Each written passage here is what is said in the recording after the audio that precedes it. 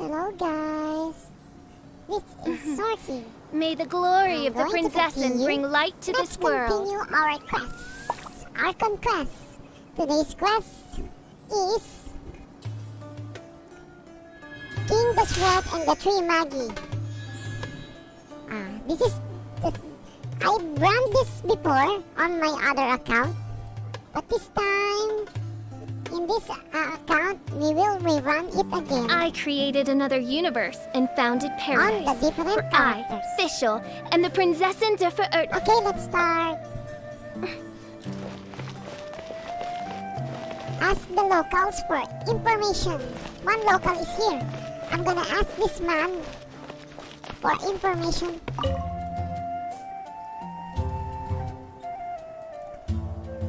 Excuse me, did you happen to see where the missing scholars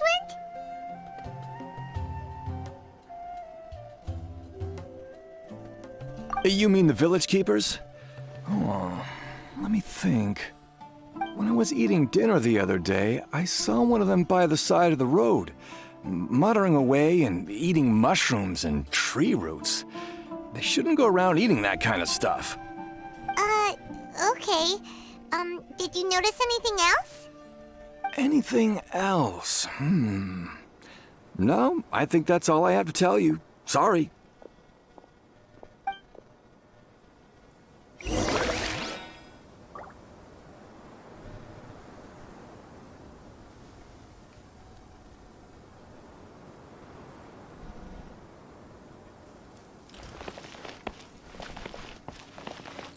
Sorry is the answer.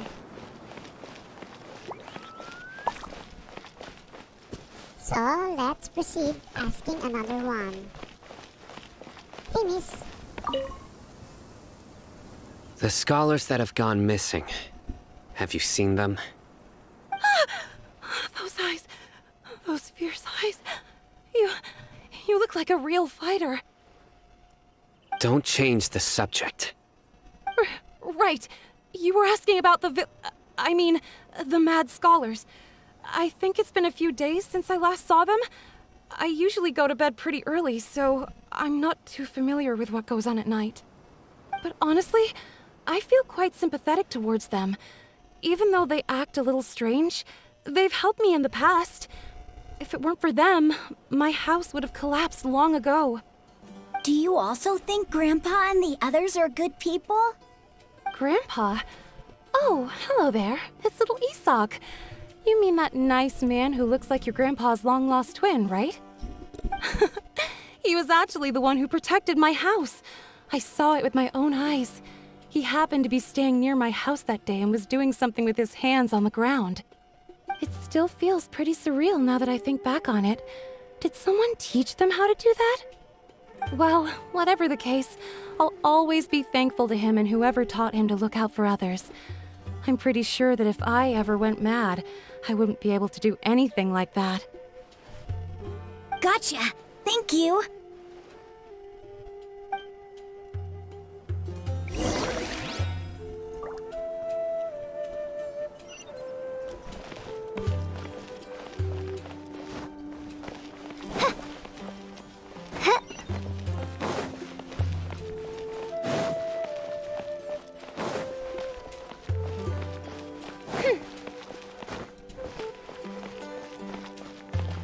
Jabari.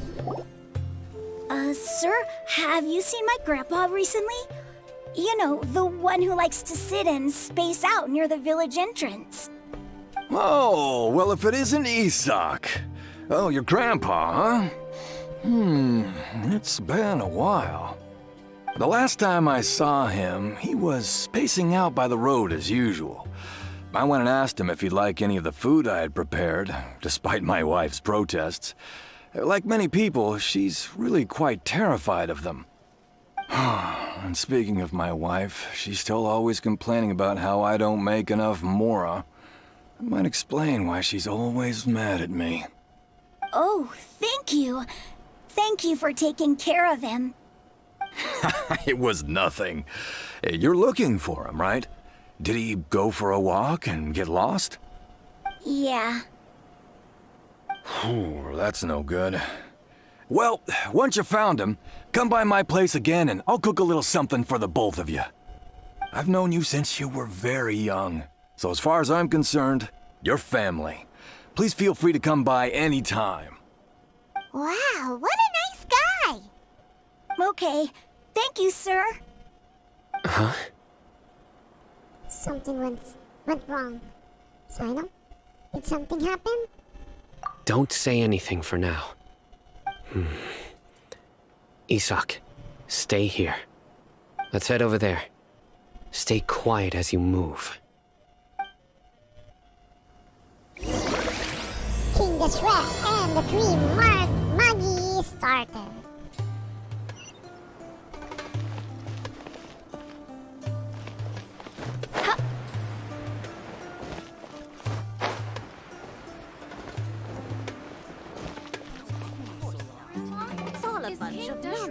Listen, see if you can make out what they're saying.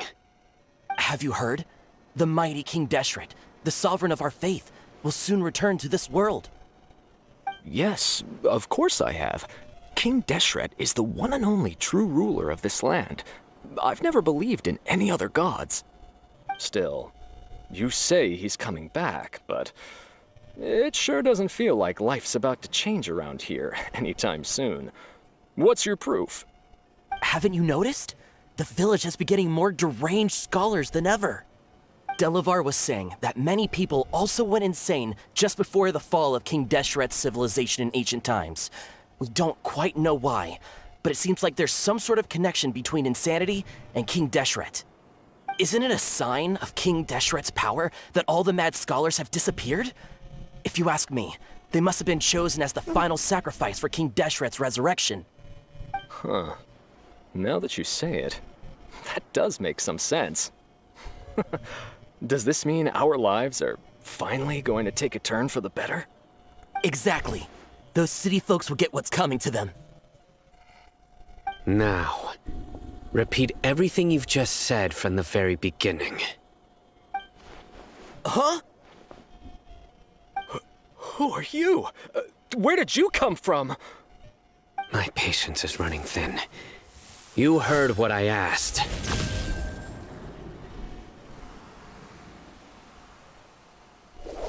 Yeah, bro, this guy's something else. Just look at his eyes. One wrong move, and he's gonna flay us alive. Let's not get on his bad side, okay? I am no match for this guy. Oh, okay, good sir. What is it you would like to know? Tell me about King Deshret's resurrection. Well, I only know a few things from hearsay. I went for a drink the other day and heard others talking about a rumor that the madmen will disappear and that King Deshret will return to this land. I'm not making this up, I swear! Hey, go on. Keep talking. It's true. It's all true, sir. We desert folk have had more than enough of those people at the academia. They keep sending us all their mad scholars and won't let us have a good life. Would you want to live like this if you were in our place? The radicals were even more thrilled than me when they heard the news. We're all praying for King Deshret's speedy return. Delavar also said that once King Deshret returns to our side, it's only a matter of time before we conquer the land on the other side of the wall. They're all willing to serve under King Deshret and fight for a share of the glory. Is that so? Seems like he still wants to know more. Keep talking. Got it! At first, I told myself it was just the drink talking, but then all the mad scholars vanished without a trace, just as the rumors said. Please, don't beat me up just for mentioning these rumors. If I'm guilty, then everyone else around here is also guilty. I'm just saying what the others said. The people here really like King Deshret, but dislike the Dendro Archon. The academia is probably the true target of the hatred. Where is this radical person you talked about? I haven't run into him over the past few days, so he probably hasn't been around the village. What about you, man? Have you seen him at all? No, not at all. We wouldn't dare lie to you. He's really not here right now. Sounds like you're not too close with the radicals. No, of course not. All we know are their names. I have many ways to stop you from talking, and many others to stop you from sending warning messages. So you'd best just stay home and hope I don't hear of you trying to contact anybody. Don't do anything until I've gotten to the bottom of this. Try something foolish, and even Candace won't be able to protect you. Yes, yes, got it. We'll do just as you say. That scared Paimon half to death. Sino is pretty terrifying. Good thing I'm not one of your enemies. He didn't try to reassure us at all. It's like he's used to hearing that. Oh, Paimon bets lots of people have told him that before. All the more reason for you to not get on his bad side. I heard that. Sorry. It's part of being a Matra. The rumor we heard just now seems like a strong lead. But we need to check a few more places. Maybe you could check the scholars' homes. Maybe we'll find something there. Very well. Isaac! I'm here. Where's your grandpa's house? Oh, I can take you there. Just follow me.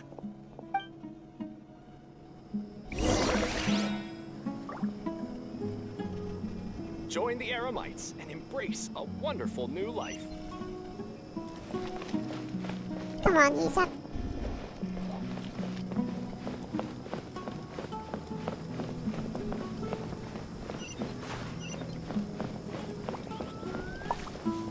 Grandpa? Oh, he likes to be alone. Sometimes he stares at the sky in a daze, and other times he just pokes at the ground with his fingers. Every now and then, he yells out at the top of his lungs, so a lot of people are really scared of him. But he's a good person, really. I know he is. I swear, he's just like my real grandpa.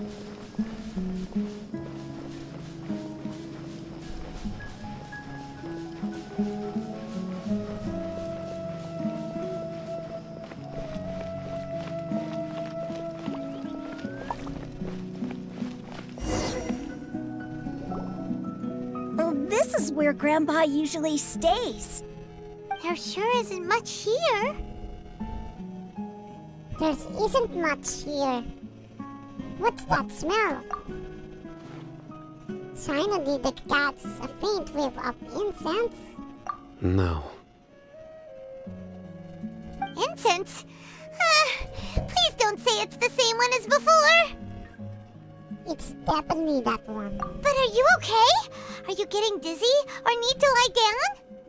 There's a scent that you can sense, but I can't. A certain traveler here once passed out from that smell.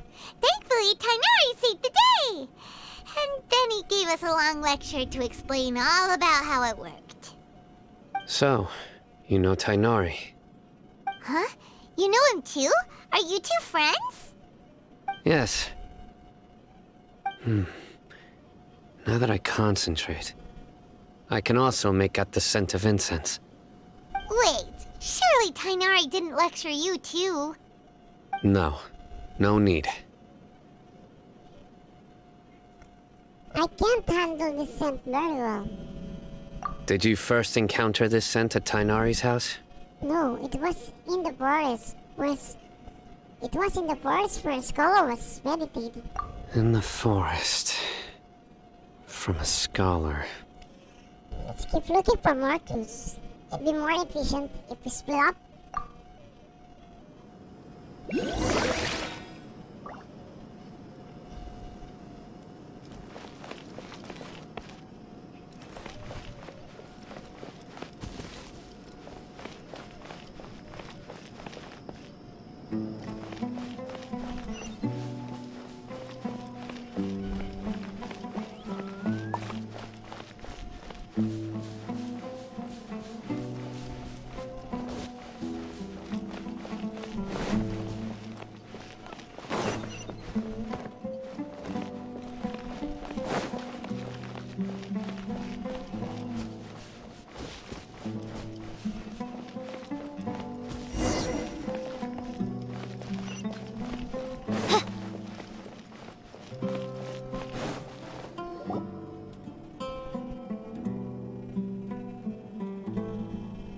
What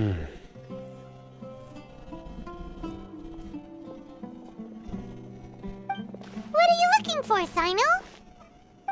Here it is. Take a look right here. Paimon doesn't see anything. Although the traces have been completely buried in the sand, there are footprints here. From the size and shape, they belong to an adult male. This pattern is a common one from this area. Local shoes. This was probably someone from the village. The scent is quite faint, but still extant. The footprints head in that direction. You mean someone else has been here? But who would come looking for Grandpa? He doesn't have any friends. We'd have to ask whoever lured him away with the incense. Lured him away. So that's what happened? Huh? So you can lure someone away with just a scent? He got lured away by food all the time. You fall for the kind of thing all the time, Paimon. Hey! What's wrong with liking good food? Everyone's got something they love in life. Exactly. Most scholars are fond of incense, since the smell supposedly helps them clear their minds and discover new knowledge. Even deep within the clutches of madness, they still yearn for their knowledge-seeking days, and will follow the scent whenever it presents itself. No, Grandpa. So, someone's taking advantage of their weakness? Huh. Still, why would anyone want to abduct all the scholars? Isn't it to resurrect King Deshret? Are the rumors really true? That's the only lead we have so far. Could the disappearance of all the mad scholars have something to do with the radicals? It's highly likely. Please, you have to save my Grandpa. Grandpa's never done anything wrong. Please help him. Sounds like we'd better help get him back. Don't you worry, Isak. We won't let whoever took him get away with it. Let's head to Aru Village and inform Candace and the others about what we learned here. After that, we'll set off to find the scholars.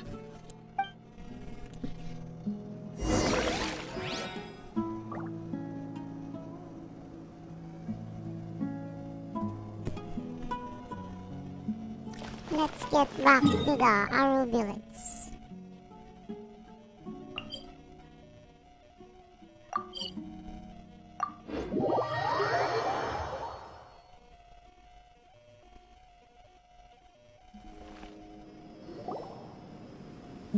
Right.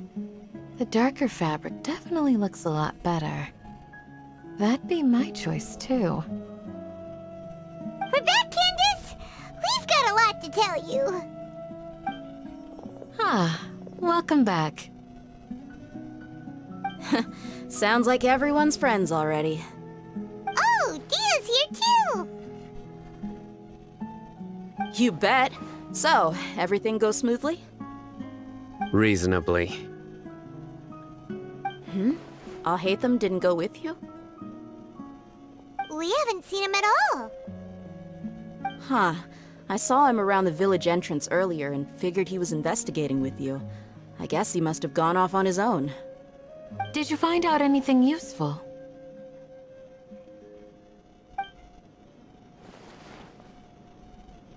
I see.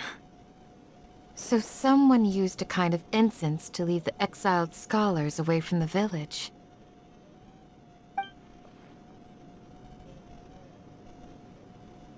The resurrection of King Deshret? First I've heard of it.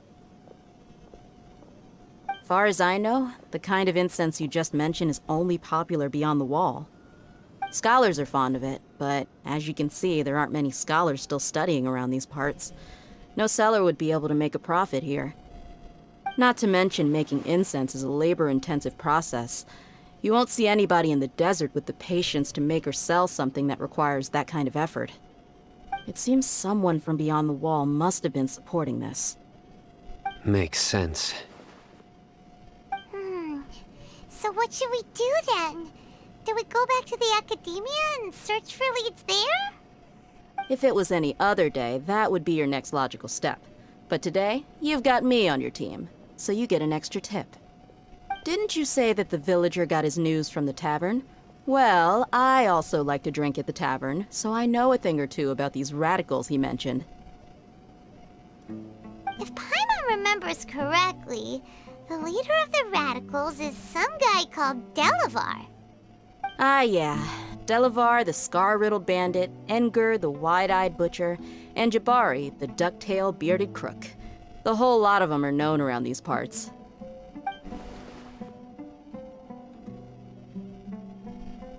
These guys have one thing in common, and that's being broke. The rougher life gets, the more they want to believe in King Deshret. Way they see it, King Deshret's resurrection is their only chance at overthrowing the academia. Throwing all of Sumeru into chaos is the only way to change the way of life here in the desert. Anyway, that's my guess why they've chosen to become radicals. Tia! You're amazing! You really know this place inside and out! But Tia,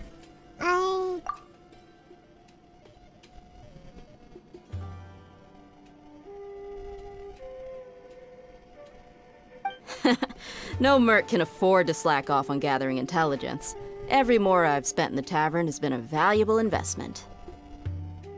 Let's head out. Now hold on, you're staying right here, Sino. Why? Aru Village is not a big place. Outsiders stand out here like a sore thumb. I'd bet word about you has already gotten out. The desert is unforgiving, so the way of life here is also a lot tougher than on the outside of the wall. You survive on making connections out here. Compared to you, mercs like me are just third-rate amateurs. I've got no actual fighting skills to speak of. But that also makes it a whole lot easier for me to gain the locals' trust.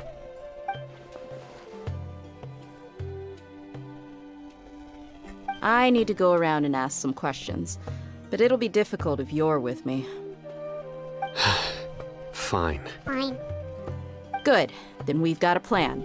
The Traveler and Paimon will go to Caravan Rebot with me, and we'll try our best to figure out where the mad scholars have been taken. Sino, you'll have to stay in the village and continue investigating on your own. Alright, sounds like a plan!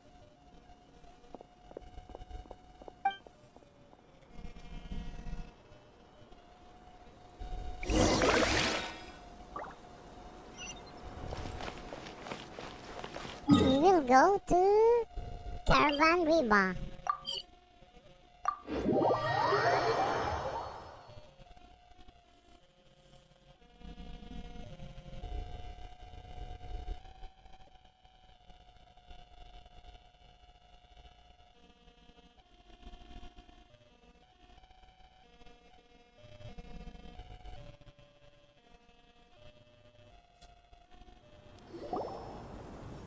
Well, here we are again. Sounds like you're starting to get familiar with the area. Paimon's amazed every time we see the wall of Samiel. How can a wall this tall even exist? It's almost unreal. I know what you mean. I had the same question every time I walked this way when I was a kid. Also, why is this high wall here? And can a wall really block sandstorms? It was only after I grew up that I realized the wall of Samiel isn't just there to keep out the sandstorms. It serves a more important purpose, keeping out people like us. Sumeru is run by wise and mighty sages. To them, us desert dwellers are nothing but tools that can be used and discarded at their whim. We're cheap labor, like livestock, but easier to control. Nothing more. Even if a child from the desert got the chance to obtain an Akasha terminal, almost all their requests for knowledge would be denied. The academia believes we're underserving. Geniuses like Sataria are 1 in a million. The other children never get a single chance to try and rewrite their fate. Even though the academia knows very well that we're humans, just as they are. That's terrible. I would tear down this wall with my own hands if I could.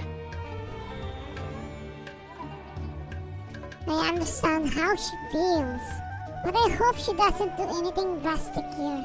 Hey, Dia. You're not thinking about doing anything scary, are you? No, not at all. This place just gets me thinking, that's all. Besides, we're here to procure information, aren't we? Yep, we gotta catch those... Shh. Caravan Rebot is crawling with people, so be careful what you say. We don't want anyone to find out what we're here for. Our mission started the moment we arrived here. Let's go check out the tavern. Maybe we'll find someone I know.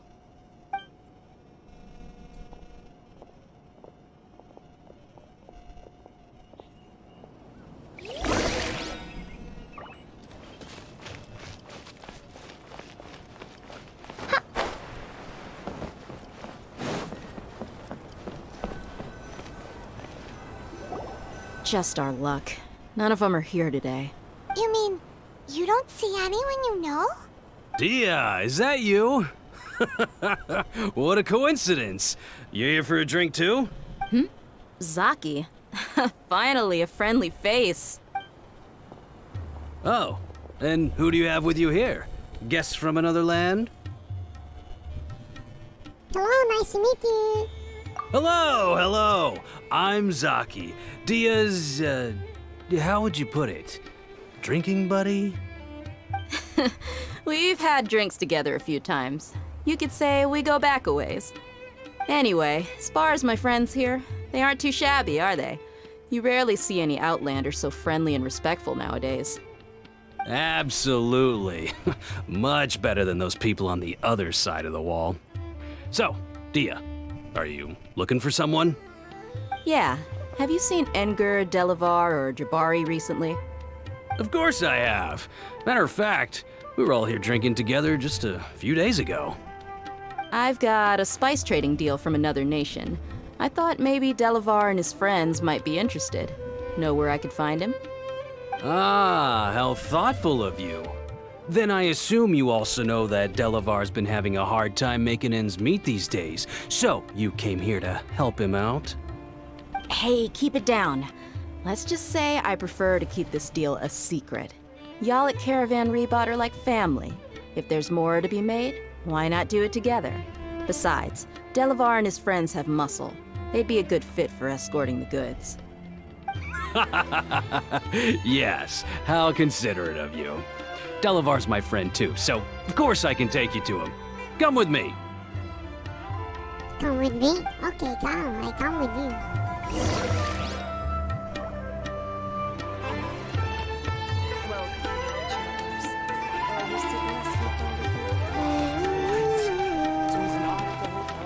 Where is it?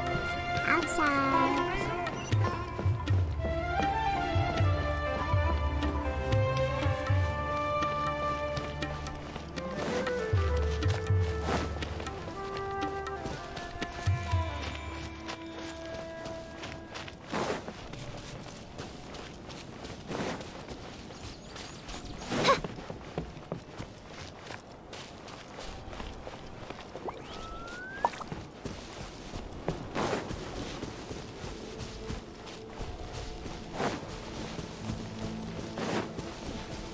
It's a trap, I know, it's a trap.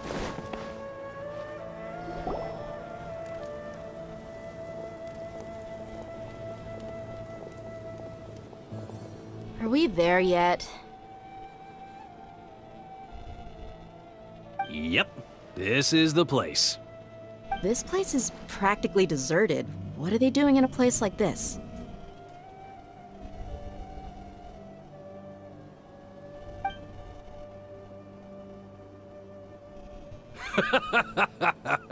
Why don't you take a guess? Go on, a wild stab in the dark. You're like lambs to the slaughter.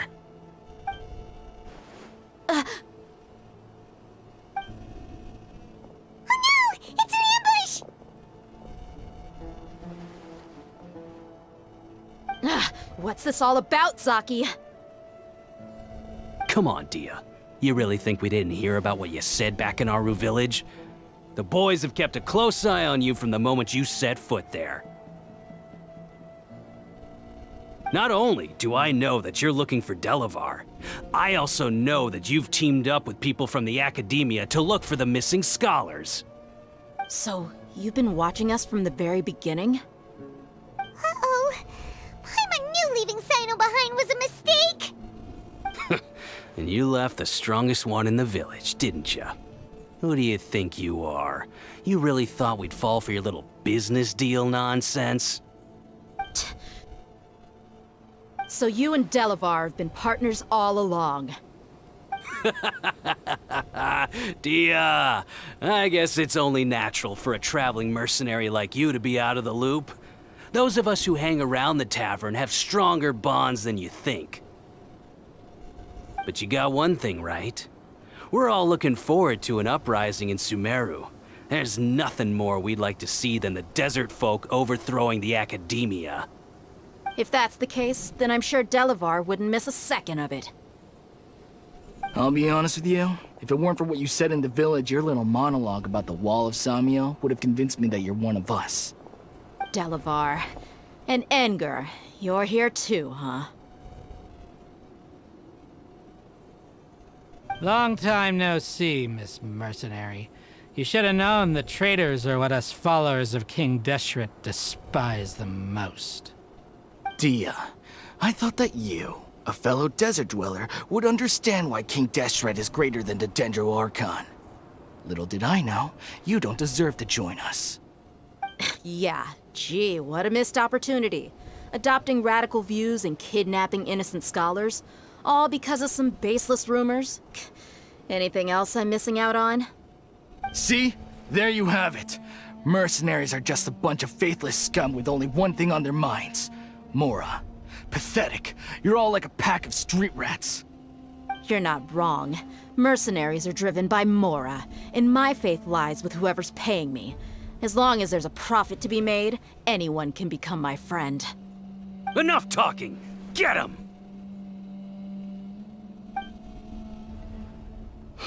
Just as I expected. Let's teach him a lesson, traveler. Let's teach them a lesson. Following orders. Feel the back! Power cord! Burn! No time to lose.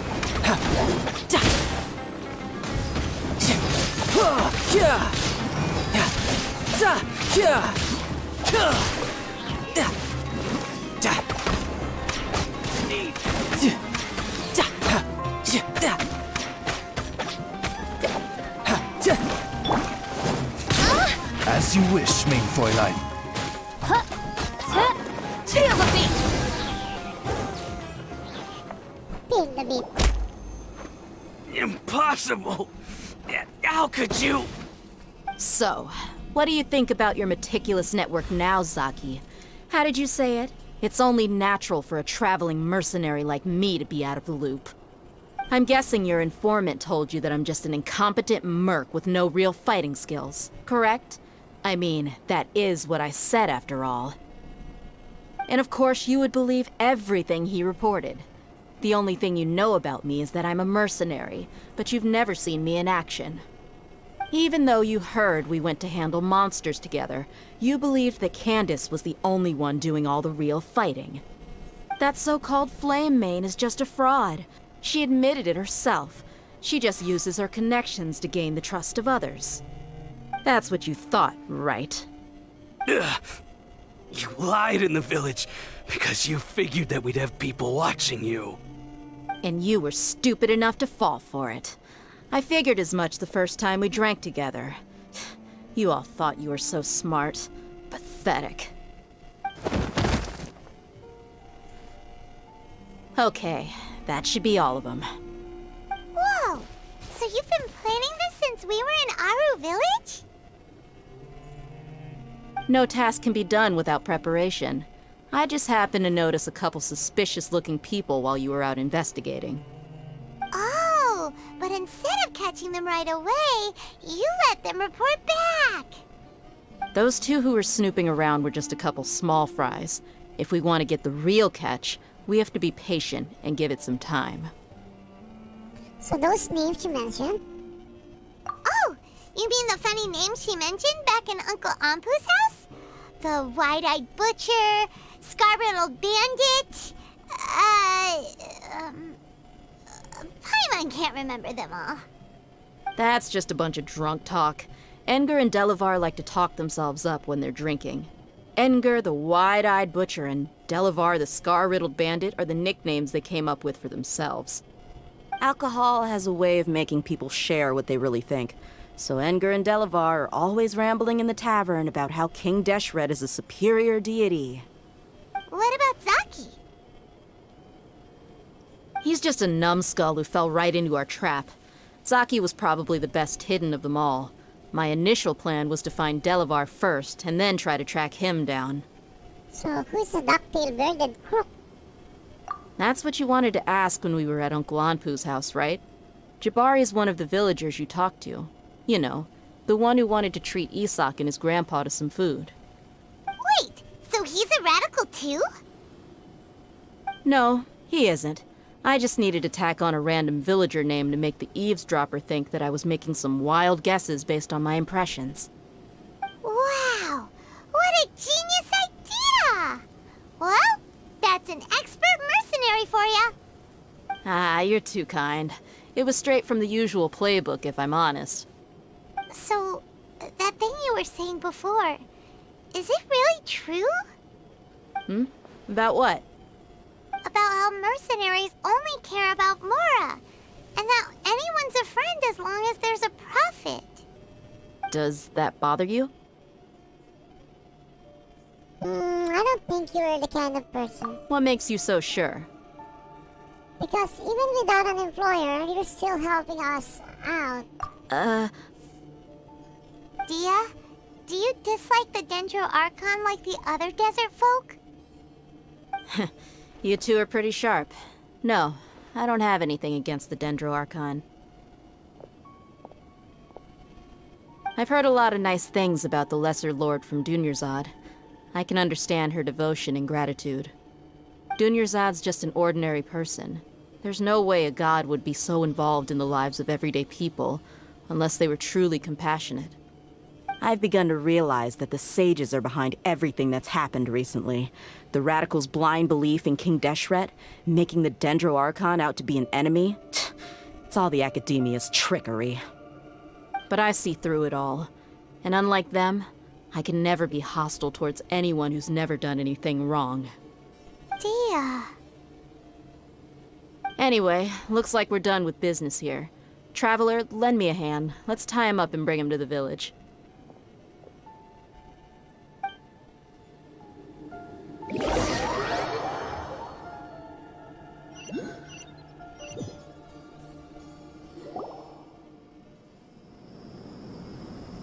This should be all of them.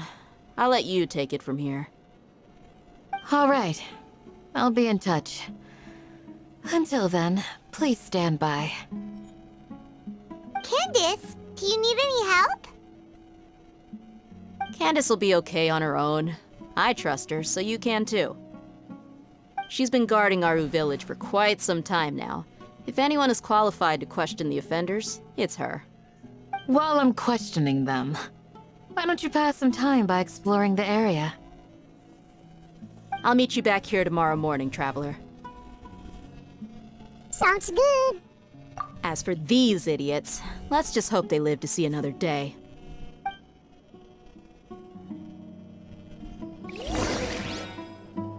Wait till the morning, 6 to 12. The next morning.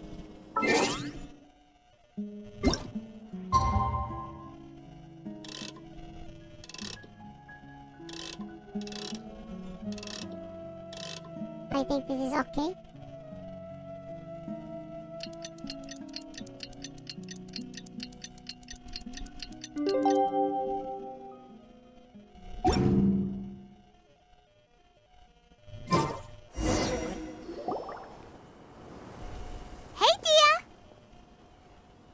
Right on time. Did you learn anything from the criminals?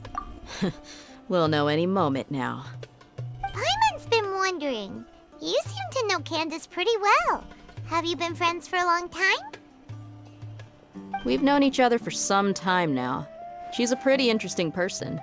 Even though she's an extremely strong warrior, she never misuses her powers against others. Oh, Paimon knows what you mean. Like a lot of martial artists say, never take the fight outside the ring. Yep, I guess you can put it that way.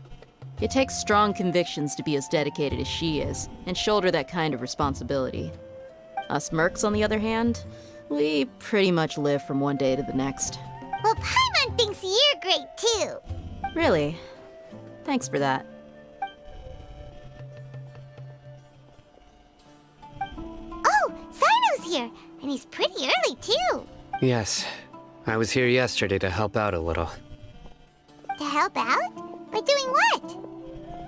Sharing some interrogation techniques. Oh, you mean you taught Candace some more persuasive methods? Right.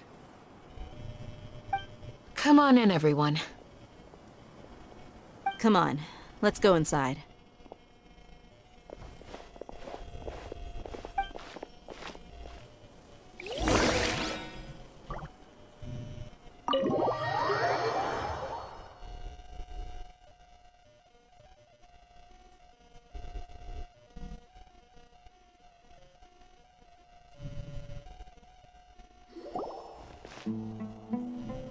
Candace, where?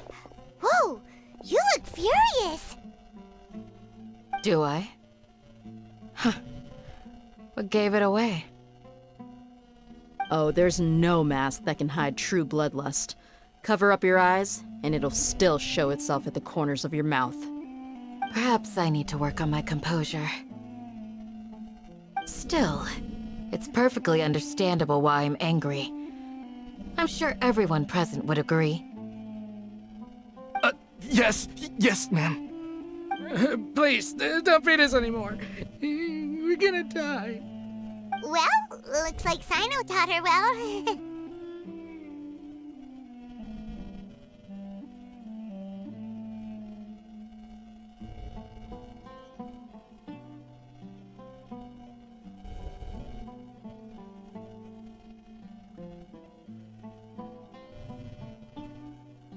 She mastered it really quickly too. You fear death yourselves, yet you do not hesitate to place the lives of others at risk. The absurdity is mind-boggling. The ones you call mad scholars are known to us as the Village Keepers. They are vital members of our community, and some even count them as family. You come here, to my village, and you treat my people as nothing more than stepping stones towards your goal. Tell me, what would you do to you in my position? Mercy! Please have mercy! You've made your bed. We may all be desert dwellers, but there's one thing that I understand better than you. The resurrection of King Deshret will only result in war. And war serves no one. The people of Aru Village care little about which god is in power. Life may be tough and tiring, but we wish to preserve our way of life. A war would only cause us to lose all that we have. And that is not a responsibility that you can afford to shoulder. We understand. We're sorry. I'll tell you everything I know. Please, just let us go. I'm listening. You might not believe this, but it wasn't us who came up with this idea. Someone was spreading rumors in the tavern. That's how we ended up hearing about King Deshret's resurrection. Some mystery man told us that mad scholars will make the perfect sacrifice to usher in King Deshret's resurrection. They give their lives, and we can get anything we wish for. They're called Village Keepers. Slip up again, and you'll regret it. Yes, sorry. It was all that mystery man's doing. He told us to spread the word about King Deshret's resurrection and talked us into helping him. In return, he said he'll help facilitate the resurrection process.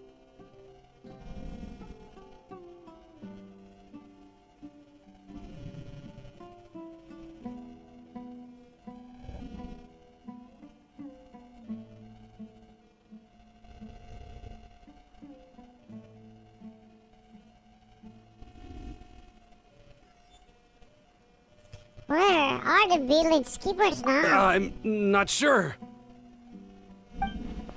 That's one. Huh? One what? Strike. You get a total of 3. Then, you die by my hand. Wait, I'm telling the truth. We don't know anything. It was all him. 2. He got us to lure them out of their houses in the night with some kind of incense. We take them to a junction outside the village. Then the mystery guy takes them from there. You gotta believe me, please. I'm telling the truth, I swear. Just ask them if you don't believe me. That was indeed the truth. Traveler, go on.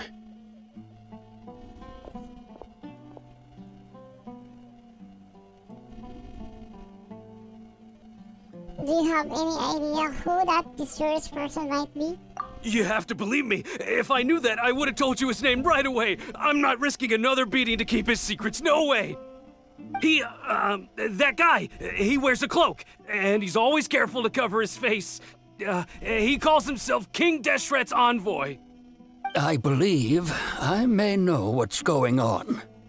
Uncle Anpu? What do you mean?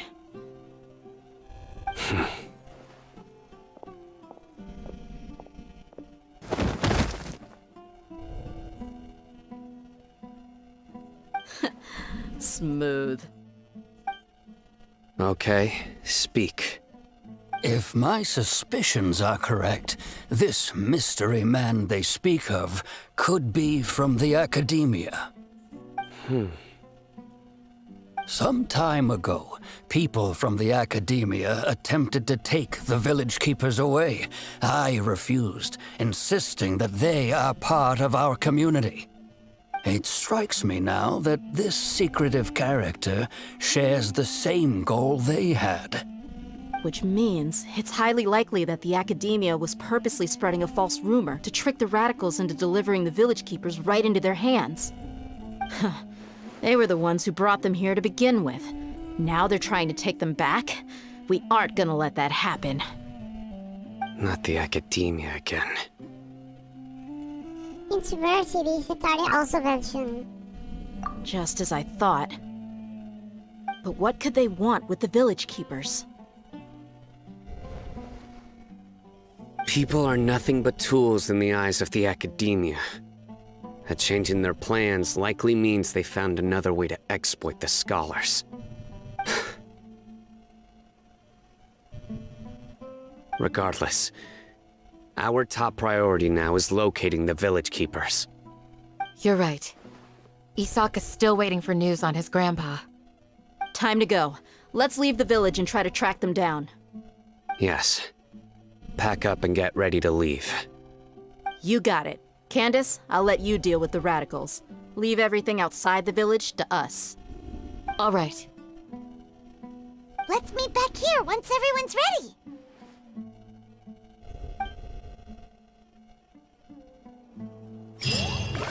Hey, the missing village keepers Quest completed. New cry from the Eliezer Hospital. Leave the village ship house. What scheme is the Academia brewing now?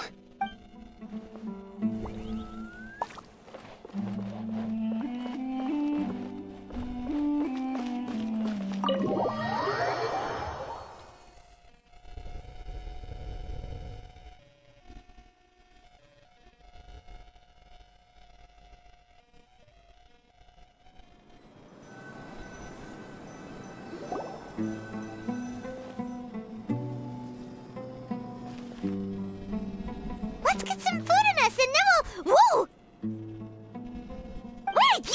from?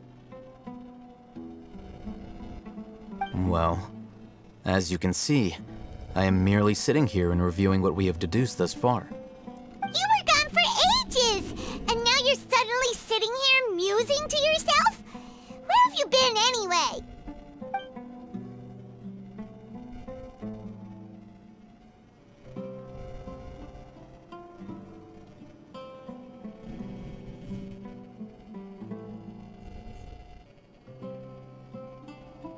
Hey, what's with the silence? You never think things through before asking questions. I'm giving you some time to make up for that. Paimon's so mad! Paimon's gonna give you an ugly nickname! Go ahead. I won't stop you. Never mind. Paimon's got nothing. There's just nothing super obvious to pick with this guy. It makes it so hard. Well, you've heard nothing to suggest I left this whole time. So clearly, I stayed in the village to investigate. Anyway, you plan to leave Aru village and keep searching for the truth of this matter, yes?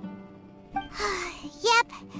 We're not gonna find out anything more by staying here, so we thought that we might as well take the search elsewhere.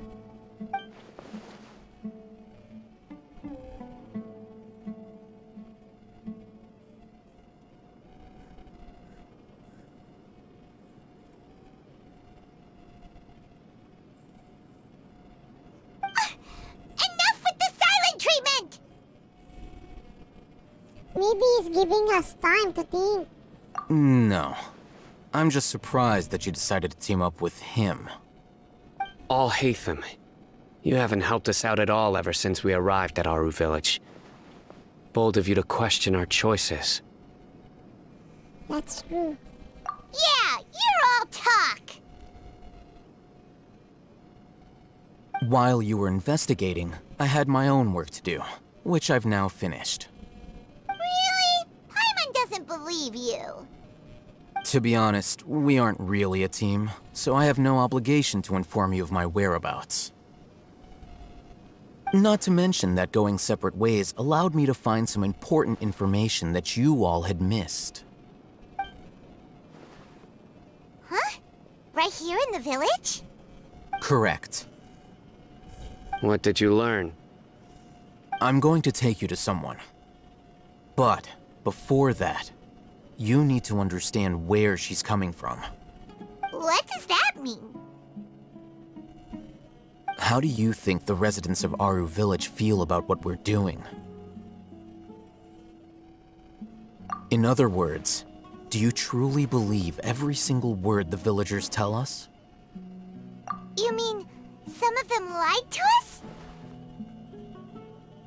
Hiding the truth does not necessarily equate to lying. Again, these people have their reasons. Remember what Candace said? Most people in Aru village don't necessarily care which deity is in charge of Sumeru. That's because whether King Deshret or the Dendro Archon has power is of little significance to them. By contrast, the perils of their daily lives are ever-present concerns. They won't simply share everything they know with you without good reason. That's why you believed there was no further information to be found in this village. So you're saying we can find new info from someone we've already spoken to? Glad you're following along. Among those you have talked to, there's someone who was consciously keeping you out of the loop. In fact, she's been observing your every move since you arrived. The reason being, to someone who only wants to live their life in peace, any external factors introduce unpredictability into the equation. Those eyes. Those fierce eyes. You look like a real fighter. Don't change the subject. It's quite obvious that she's intimidated by Sino's authority and strength. Right. You were asking about the the mad scholars.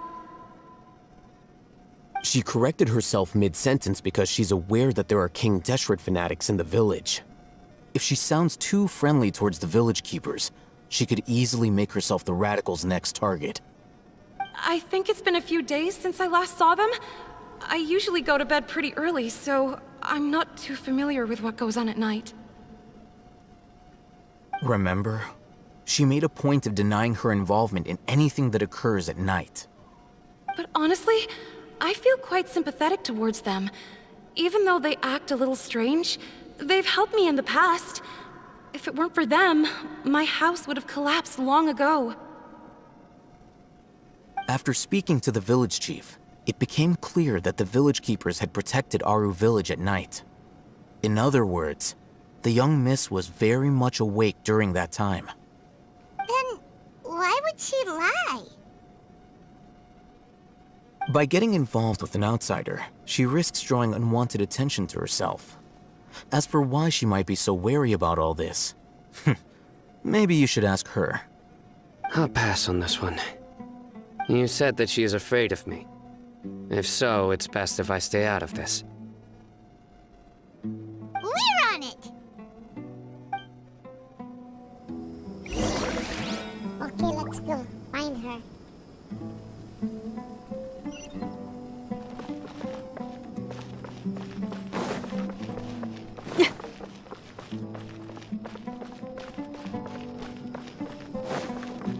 Here. Knock knock. Miss Shawnee, as we discussed earlier, I've brought someone with me. Mr. Alhaitham, I'm aware of where you stand, but how can I make sure that your friends think the same as you? Huh? What do you mean? We need to clarify our stance or something? Go ahead and talk to her. You'll get the answers you want. Go on. Earn her trust. Is it really that simple? May I call you Traveler? Sure thing. Hi, Miss Shani. Hi, Traveler. I want to ask you something.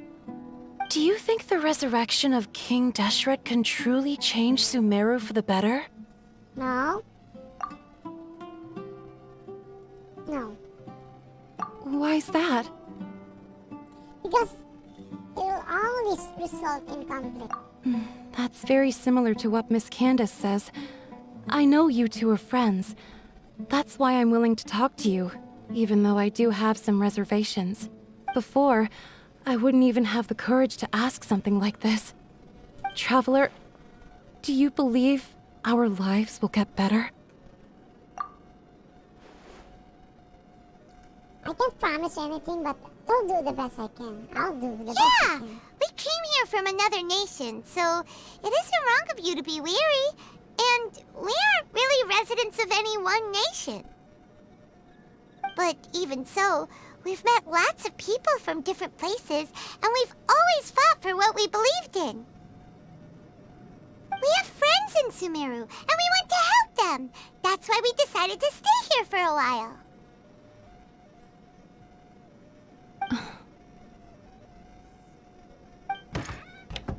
I want to trust you. My apologies for posing my questions like that. To be honest, I didn't expect you to come back for more information.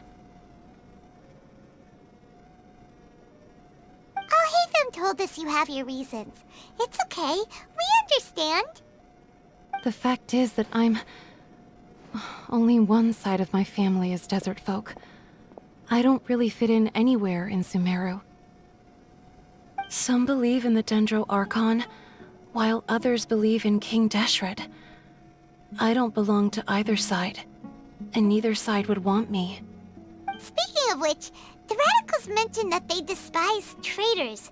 Do they just think that anyone who's different from them is a traitor? Yeah.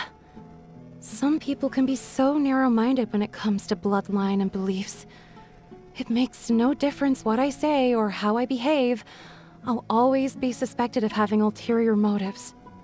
Slowly, I just stopped talking to people. I pretended not to hear or see anything. All I want is to live my life in peace. And then it happened. The village keepers who had helped me disappeared with no explanation, and I didn't dare breathe a word about it to anyone. Until now. You can tell them. I'm sure he'll keep your secret. All right. I'll tell you what I told Al-Haytham. I actually have a sharper sense of hearing than most. Sometimes, I hear strange crying sounds in the night. There are ghosts? Perhaps. I'm not sure. It's faint, but it's definitely the sound of crying. It comes from far away in the distance, and always carries very raw emotion. It used to be louder and more frequent, but ever since you arrived in the village, it doesn't seem to happen as often, and when it does, it's much quieter. I have to focus really hard to make it out. I confirmed this with the guards on night duty. They also have someone with a good ear, and he's heard similar sounds at night. But, because we're in the middle of a desert, he would rather believe that they are the cries of beasts than ghosts.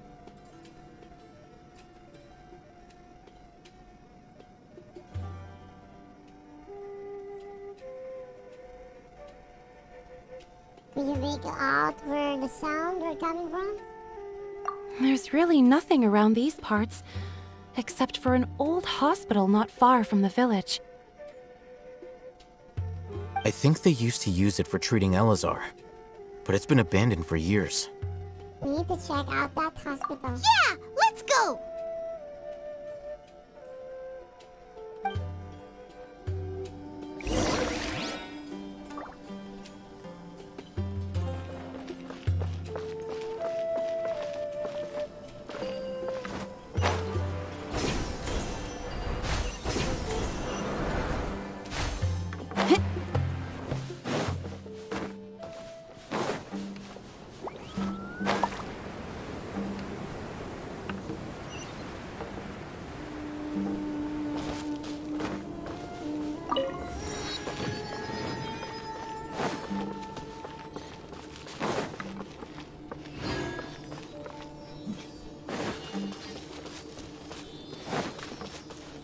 The Archon.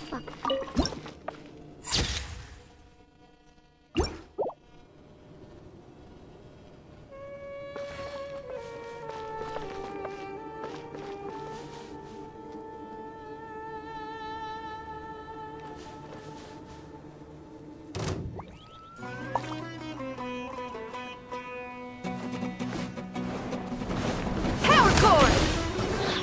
Pyrotechnic! Oz, reveal thyself!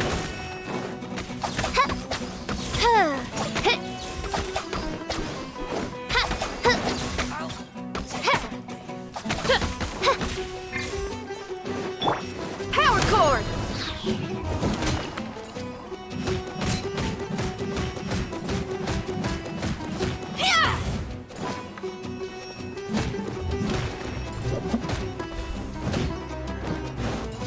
How heartless!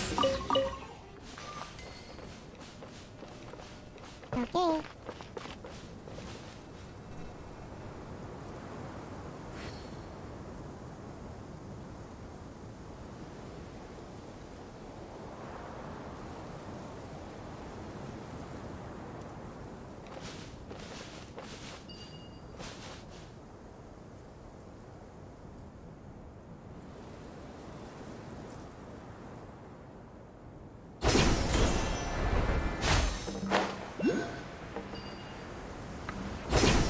Oh, is this the place? Ah, monsters! Watch out!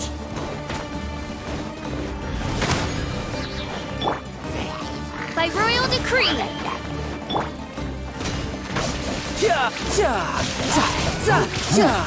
Couldn't let your guard down.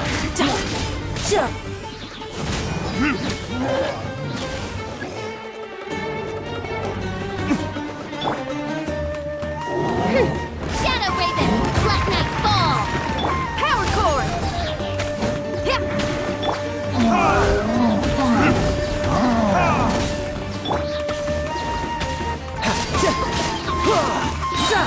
Brace yourself. This is gonna hurt. Oz, Reveal thyself! Sure till I'm dead! Take this!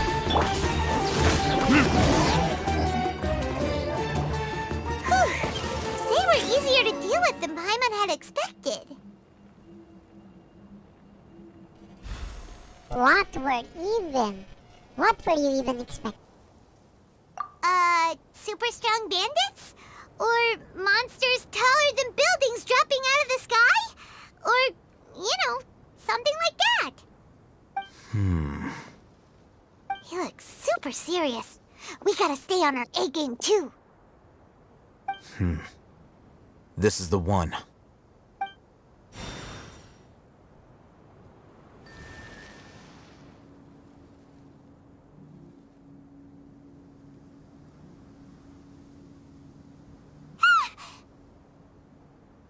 Let's go in and take a look.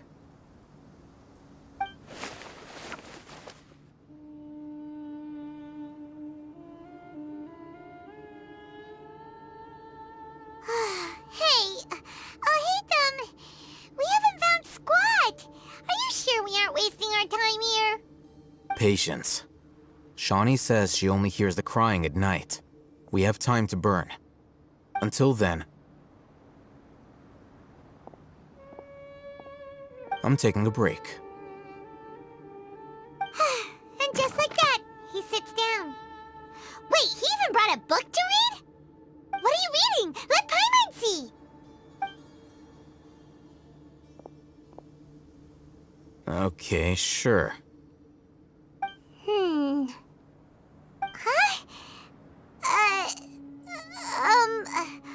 The natural position, which is the positional propensity of an entity in natural motion in contrast with an object in forced motion? Huh? When free from external influences, every entity displays the tendency to follow its natural trajectory? So, you got that? Oh, Paimon gives up. You keep reading your book. See ya! How is he so relaxed? Look at him, reading an impossible book in a creepy place like this. It wouldn't kill you to read a book once in a while either. Hey! Paimon's your Tibet travel guide. Paimon knows plenty of useful stuff already. And anyway, it's not Paimon's fault that the books people read in Sumeru are so complicated. Okay, Paimon's the best.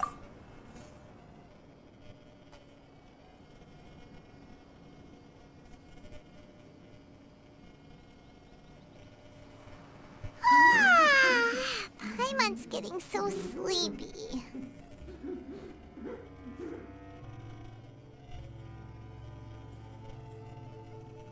Huh? What was that sound? There it is. It's coming from that direction.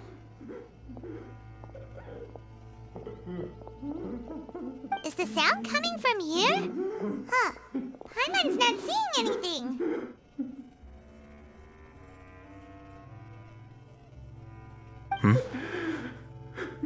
It's from below. But there's no way we can get down there. Something is off about the interior here.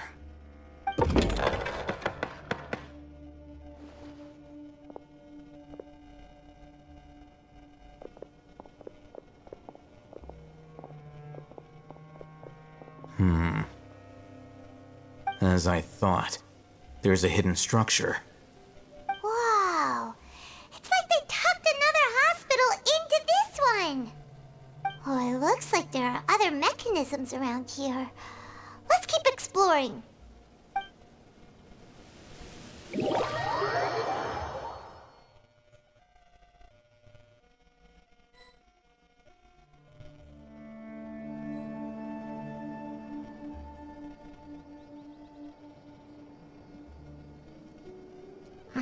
Investigate the elemental monument around. I think we need a Dendro in the group. So let's use him, her. Everything's ready. Let's go. I still have a lot to do at the guild. How about you take a rest while I go back?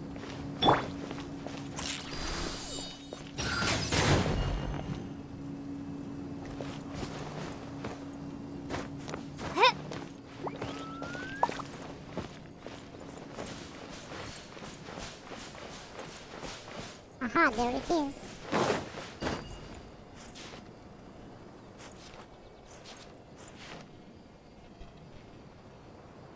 No.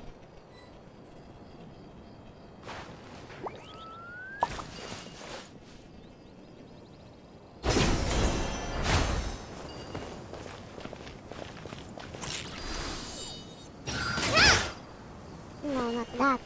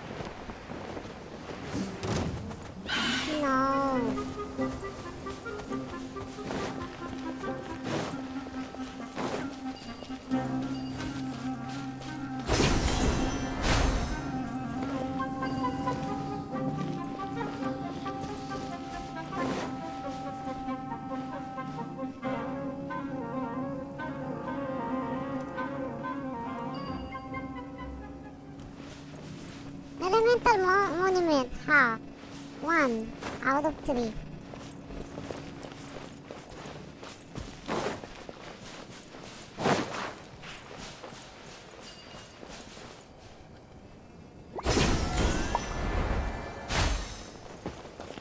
I know, we should beat them. Okay.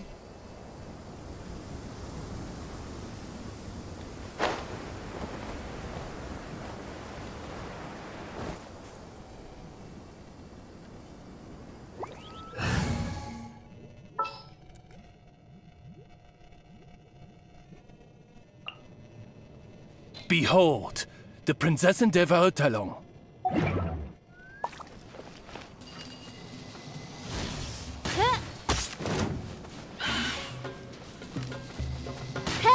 Wings of darkness. Power cord.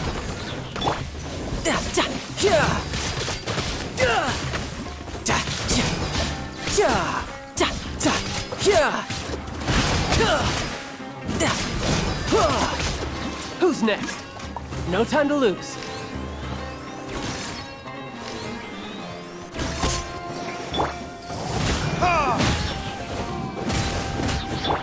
By royal decree.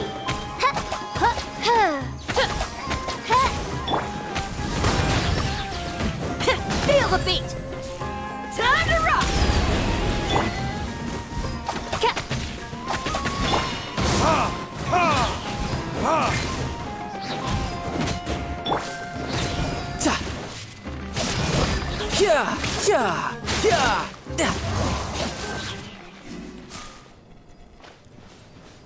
So, it's okay here.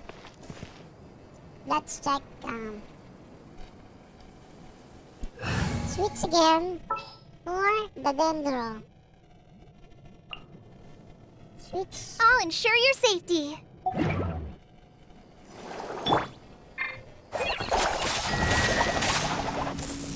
Okay. And the the next.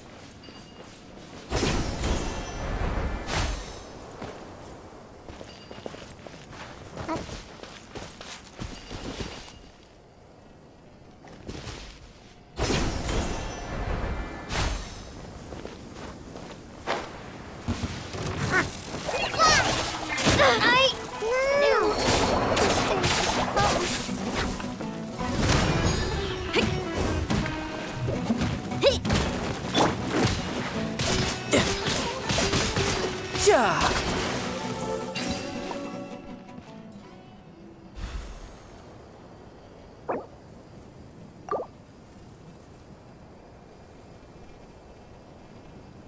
Bring it on.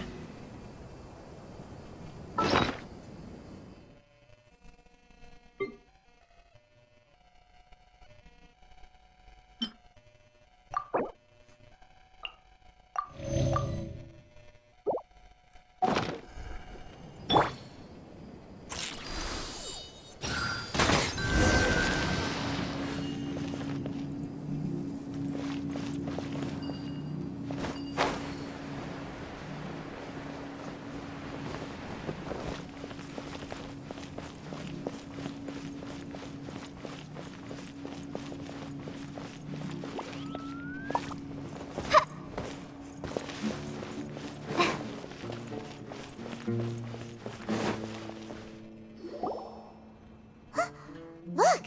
There's someone over there! Good idea. Let's approach him slowly without alarming him.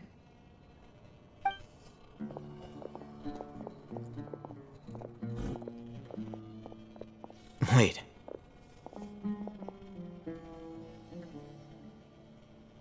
You're...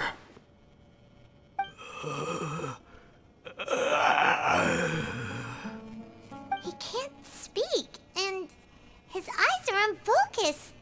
But he looks too young to be anyone's grandfather. Also, why is he the only one here? Didn't expect to see him here. You know him? He's Razak, a senior of mine at the Academia. He's a scholar too? Is he the kind that holes up in a forest and mumbles stuff about training? No. And that's the problem. Razak was never involved in any of those things. He never trained in the forest, let alone reach Satyavada life. So how did he become like this? Leaving that question aside for the moment, him being here alone means that we might be too late. Looks like they've already taken everyone away. For whatever reason, they left Razak here. Perhaps they simply didn't have time to come back for him.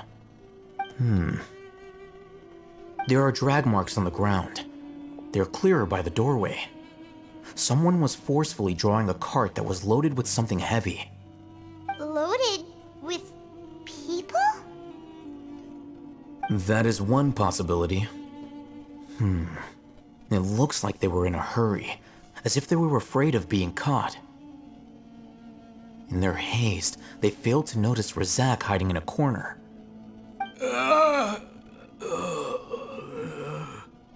The symptoms are identical. Looks like we found living proof. Huh?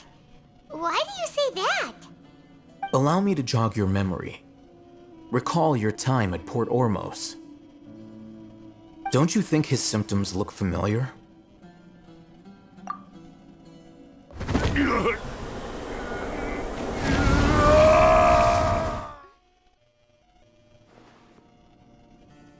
The eremite guy who went mad? Oh! Now that you mention it, they're acting the same way! Correct. The Academia is behind all of this. It isn't difficult to deduce their rationale. First, the Academia spread a false rumor of King Deshret's resurrection, emphasizing the role of the village keepers, the mad scholars who were exiled to Aru village. These rumors were all the persuasion that the radicals needed, and those based in Aru village leapt into action. Unbeknownst to them, of course, through rounding up the scholars, they were actually helping the Academia. As well as being able to exploit the radicals for their own ends, this scheme has one further advantage to the Academia.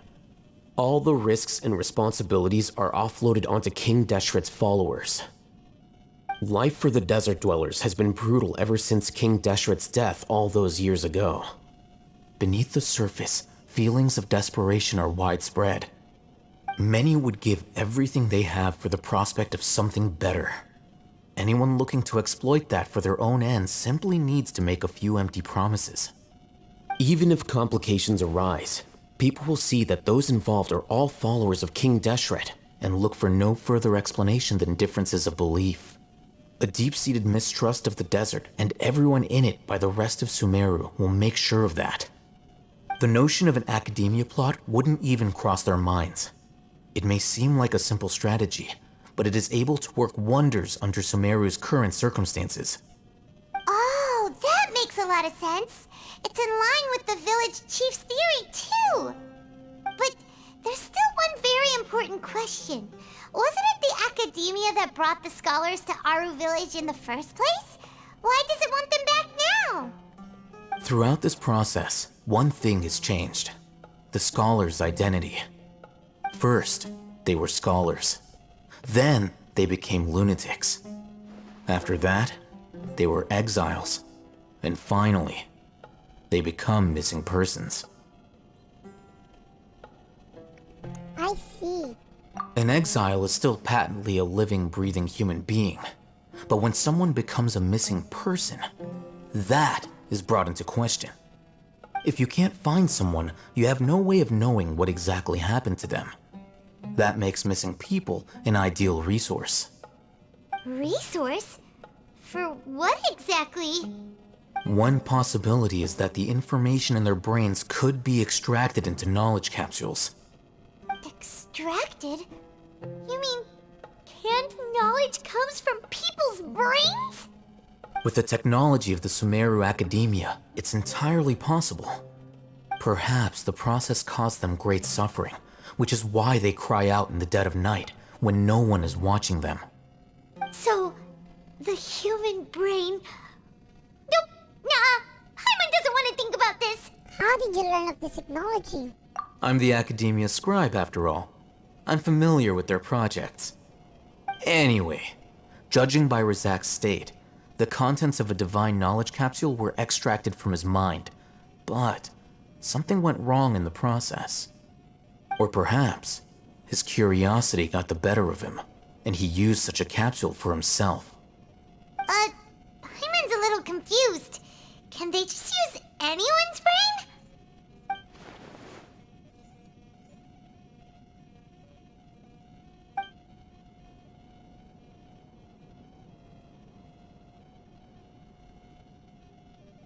The look on your face tells me you've realized the answer. The Academia needs people who have been exposed to the divine consciousness. That's right. To some scholars, gaining knowledge about the gods is their entire life's pursuit.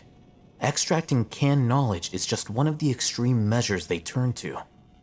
However, I can't help but wonder, what do they seek to gain from divine knowledge? The Academia is going out of their way to look for forbidden knowledge, but what is their ultimate goal? I've spent quite some time trying to analyze the contents of the divine knowledge capsule, but to no avail. It seems like my way of thinking is too different from theirs. You mean you're not even slightly interested in getting your hands on this forbidden stuff? All scholars seek to expand the horizons of knowledge, but I'm not particularly interested in gods, so I don't share their degree of zealotry. Extracting information from people as if they were lifeless objects? If this is the direction of academic progress, then the Academia may as well shut its doors. Sounds like you're really against all this. Of course. The Academia's actions run contrary to their rules. Whether it be academics or knowledge, everything has its boundaries. If those lines are crossed, the rules and order that govern everything in the world will be destroyed. This matter needs to be corrected, just like fixing a typo in a book. Wait, didn't you step in to help because you felt sympathy for those poor people? Not to be callous, but no. My criteria are a little more restrictive than that. There is no shortage of suffering in Sumeru, and the same can be said for the rest of Teyvat as well. What do you plan to do about that? Save every last person? Probably not. Paimon's not sure. Your motives are more specific and personal. You can say that. Simply put, I don't blindly place my faith into strength or heroism. I do what I want. The Divine Knowledge Capsule is something I want to investigate in full. That doesn't mean I'm willing to take action for the sake of a few strangers.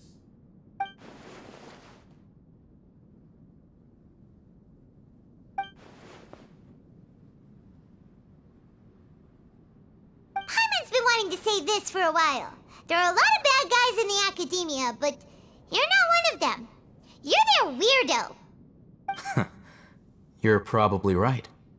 Though I must say, I quite enjoy this feeling of being the odd one out. Uniqueness is also an asset, is it not? Wow, that's a great way to think about it. Paimon's really impressed. If only Miss Shani had a similar mindset, her life would definitely be a lot easier.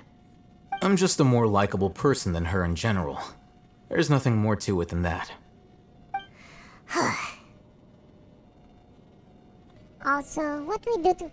So what do we do with him? He won't last long if we leave him here.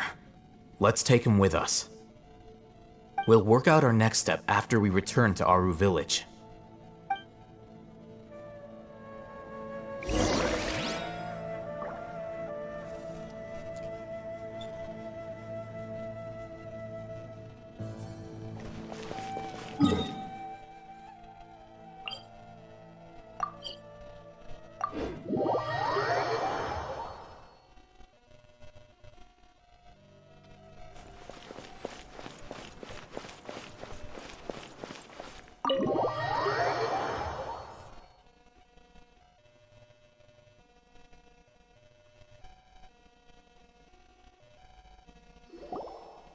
We're back! You must be tired. You should rest and take some water.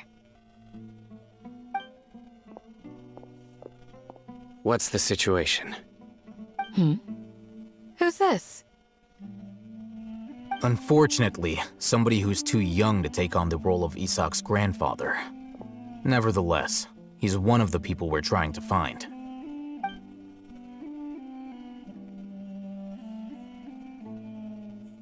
So, at one point in time, the abandoned Elazar Hospital served as the Academia's site for extracting divine cant knowledge. Yep, pretty much. Their plan must have been implemented at some point before we arrived at Aru Village, since divine cant knowledge has been in circulation for a while now. Yet, they fled once we were headed to the village, almost as if they knew we were on their trail. Why is that? Yeah, why is that?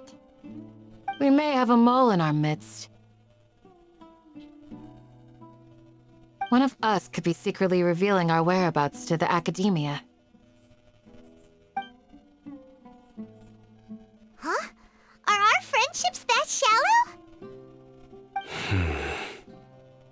Looks like none of you have realized wherein lies the issue. Care to share your thoughts? Sino, you're the reason why they can predict our movements. Wait, what's that supposed to mean? Choose your next words very carefully. It is simply a logical inference. I have my reasons. So what you're saying is... Sino's the mole. Interesting.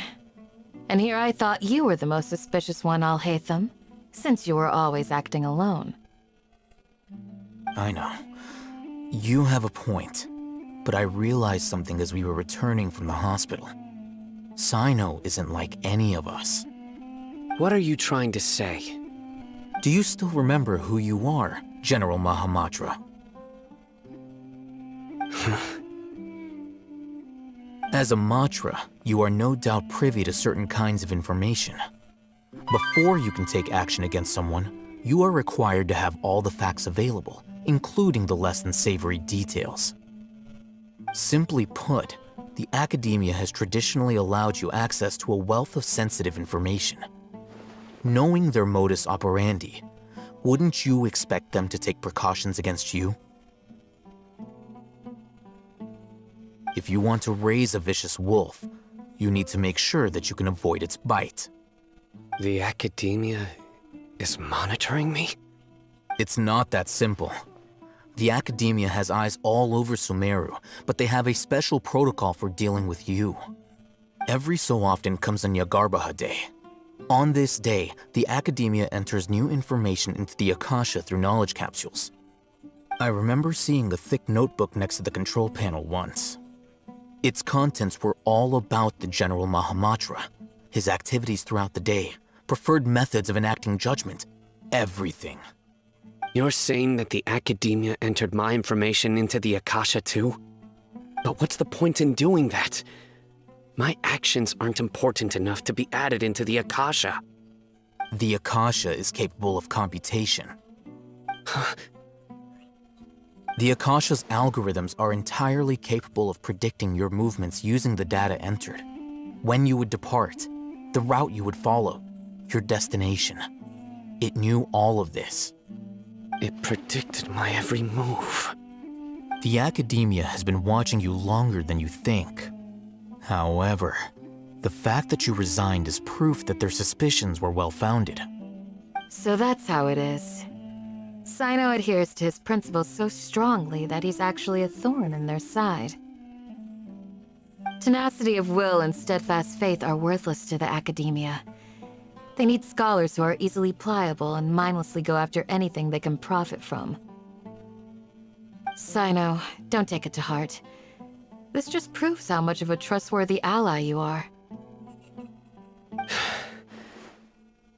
They escaped because of me. Don't blame yourself. It's not like any of us would have known. Exactly. I have an idea. If they predicted my movements, then I might be able to guess where they went. Whoa, you bounced back fast. There is always an opportunity for safety after danger passes. Oh, so that's how it is! Paimon gets it now! If the Academia is trying to avoid Sino, then the safest place would be... One step behind him. Yep, that's right! They'll want to proceed in the direction opposite of where I'm going. You're getting smarter, Paimon. I must go. There's also something I want to investigate. Let's go, guys! After him! Please, wait! I want to go too! You want to go too? If so, you have to promise you'll stay safe. I want to find Grandpa. I promise I'll be careful and not cause any trouble. Everyone, I leave him in your hands. All right. Yay! Let's go! Remember to pack some food with you! Paimon feels like we're missing someone, though.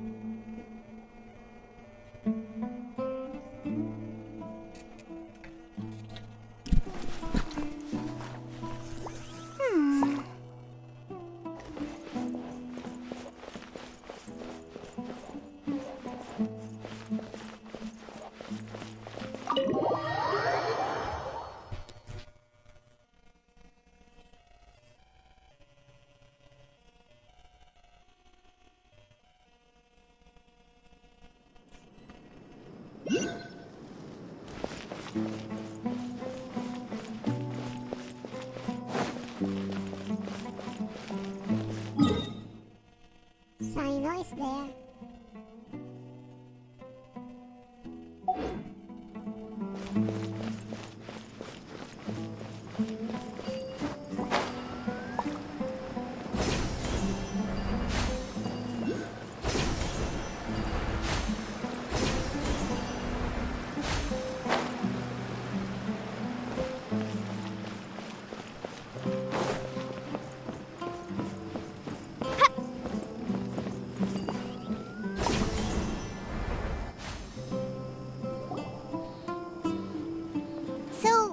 go from here? Sino, do you remember the route you took? Yes. After leaving the village, we should head straight toward the desert.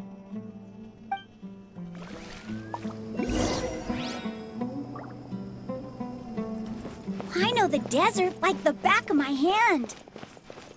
Is that because you play here a lot? Yep. One time, Grandpa almost got lost in the desert, but I was the one who brought him back.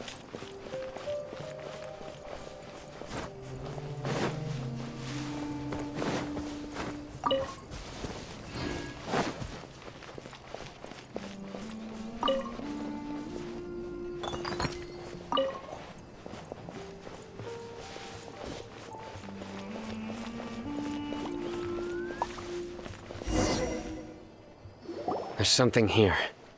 What's this? It's buried in the sand. Looks like we'll need to roll up our sleeves and do some work. And Paimon thought running around everywhere was already enough work.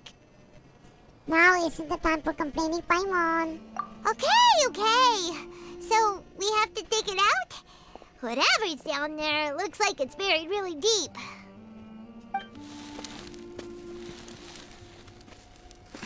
These are likely fragments of an Academia-developed device, something akin to a headset. Looks like there were more than one village keeper. They must have been escorted this way because there are device fragments scattered around here. Let's split up and search the area. Chances are that we'll find other things nearby.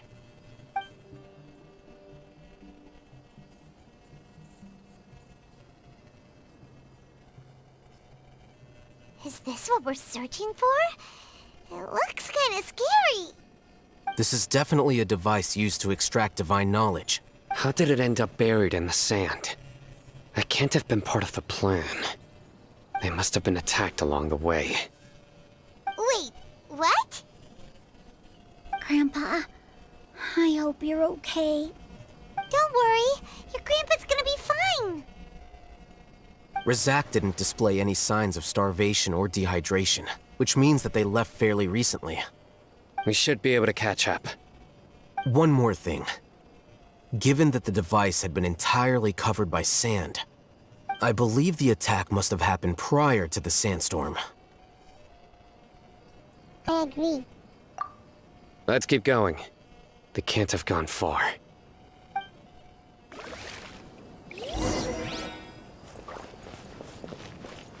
Ugh, but running on sand is so tiring.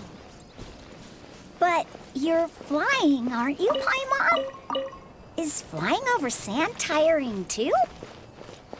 Ugh, of course it is.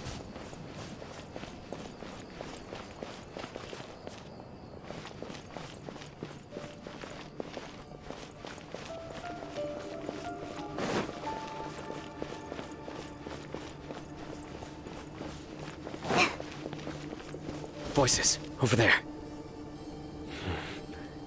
It sounds like an argument. Whoa, you have really good ears. Don't get any closer. They'll notice us. Dia's talking with the Eremites?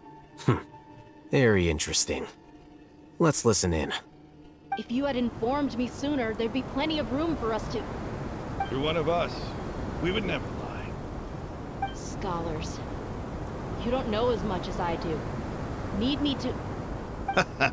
I knew it. That's our Dia. Dia? Why would you... Dia! Hey, what are you doing? Huh?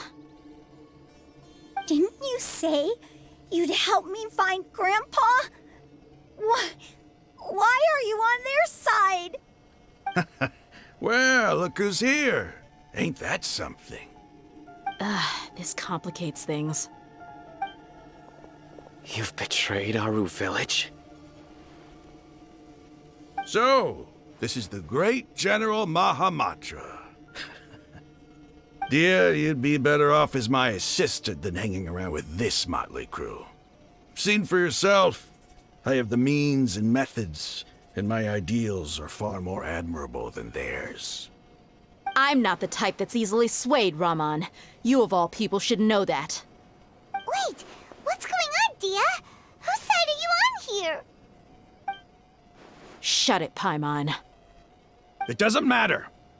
Whichever side you pick, nothing can deter us from the grand mission of resurrecting King Deshret.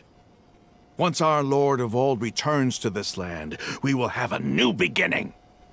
Face the facts, Raman. It's not gonna happen. You should understand that more than anyone. Have all your years as a merc taught you nothing about placing hopes in a ruler? I'm a desert dweller and a proud follower of King Deshret. Whether I live by the edge of the sword or in peaceful comfort, my soul will always carry this conviction. It's not too late yet. The village mad scholars aren't gonna bring King Deshret back to life. You don't understand, my dear lady. Pursuing our faith is our purpose in life. Even if the chance of success is 1 in a million, we must be willing to give everything we have. Even if it'll expose you to the academia? Even if they end up disbanding the Eremites? Your Eremites, which you've worked so hard for all these years? Yes. We've waited a long time for this day to come.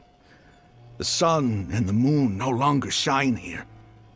All you see now is cracks in this desiccated land.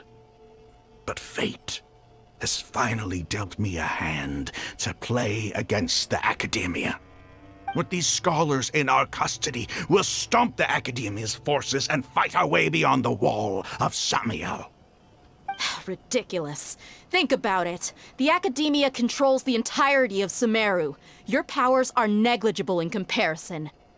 If you still don't believe me, then try asking these 2 men. They're also against the Academia, but neither of them are as arrogant as you are. They look more like pawns of the Academia to me. Why would I listen to anything the people of Greater Lord Rukkhadevada have to say? Filthy traitors. Your god abandoned all honor and betrayed King Deshret. We desert dwellers will never trust the likes of you. It's impossible to communicate with someone so hostile. Perhaps we should. Do you really believe that by kidnapping the scholars, you'll be able to negotiate with the Academia?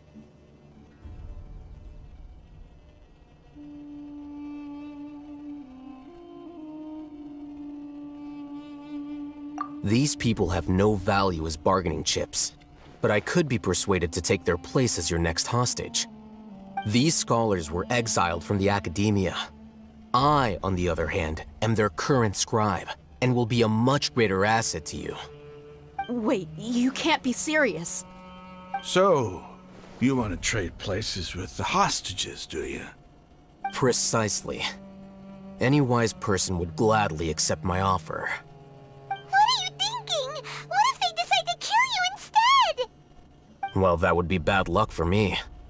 However, I'd get the chance to observe the scholars, perhaps even find out the truth. Think you can talk me over with that confident look of yours? I'm not trying to persuade you. I'm using this as a means of joining forces against the Academia. You are the scribe. What do you have against the Academia? Not all desert dwellers believe in King Deshret, and the same applies to the Academia. Why must all knowledge seekers approve of the Academia's way of doing things?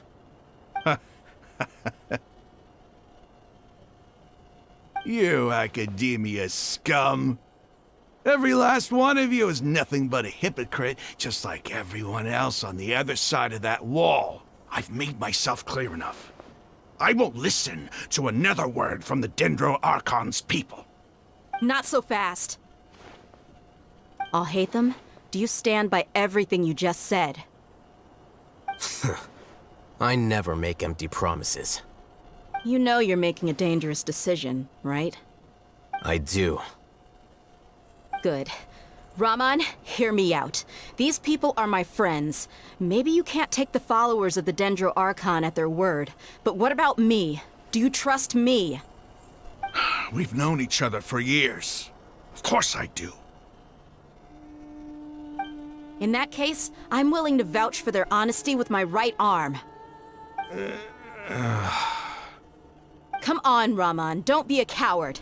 If you're serious about taking on the Academia, you need to steel yourself. You can't be afraid. An arm from the Flame Mane. You've piqued my interest.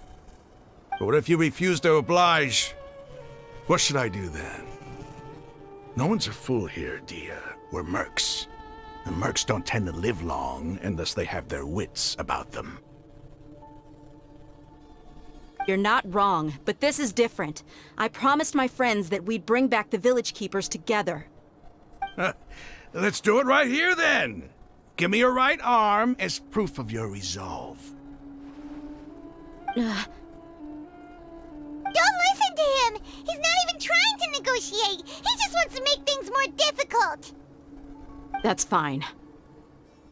Are you crazy? We came here to save lives. One arm for that many people is still a pretty good deal, if you ask me. Rahman, I'm holding up my end of the deal here. You'd better not let me down. Sure. Go ahead and cut off her right arm.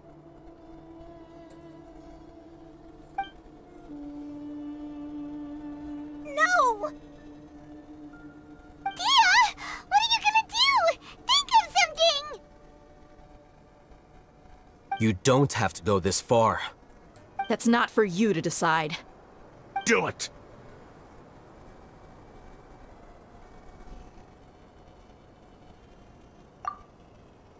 Dia! Run!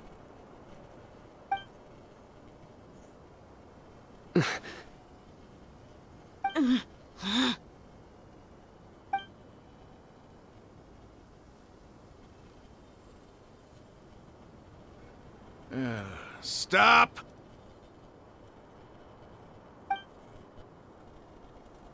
What's wrong? Can't do it?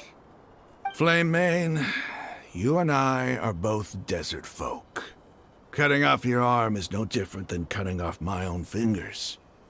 Where's the sense in cutting my own kin to pieces? You've shown me that you're serious. Go on now, take your friends and leave. Meet me in the desert at noon tomorrow.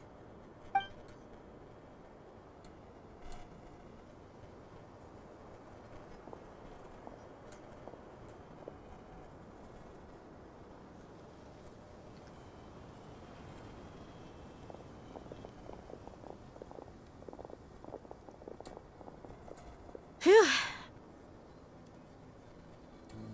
I was really counting on him not going through with it. Dia! That was crazy! Have you all lost your minds? What if he'd actually cut your arm off? Then I just have to hold my claymore with my left arm. Please don't do that ever again. Okay, I'm sorry. But sometimes when you're out on a limb, you gotta double down to seal the deal, you know? Don't ever make a promise like that again. I can deal with the likes of them. If it came down to it, you would not lose to them either. I don't doubt it, Sino. But this is about more than me and them. There's a lot more where they came from. Even if we got rid of one bunch of radicals, there are others out there. Wiping them out would do more harm than good. As you wish. I'm sorry, Dia. I should have stayed put and listened. I should have trusted you. It's okay. I promised you I'd help find your grandpa, so I'll do whatever it takes. Whatever it takes? You just might be scholar material. Huh? Are you serious? The Eremites once said that I was a lunatic. Perhaps a little madness is essential to be successful in research. Why does it feel like he's using his praise for me as an excuse to brag about himself? I think he was just stating the truth. Okay, let's get moving. We should head back to the village and rest up. Today was just a trial run. Noon tomorrow is gonna be the hard part.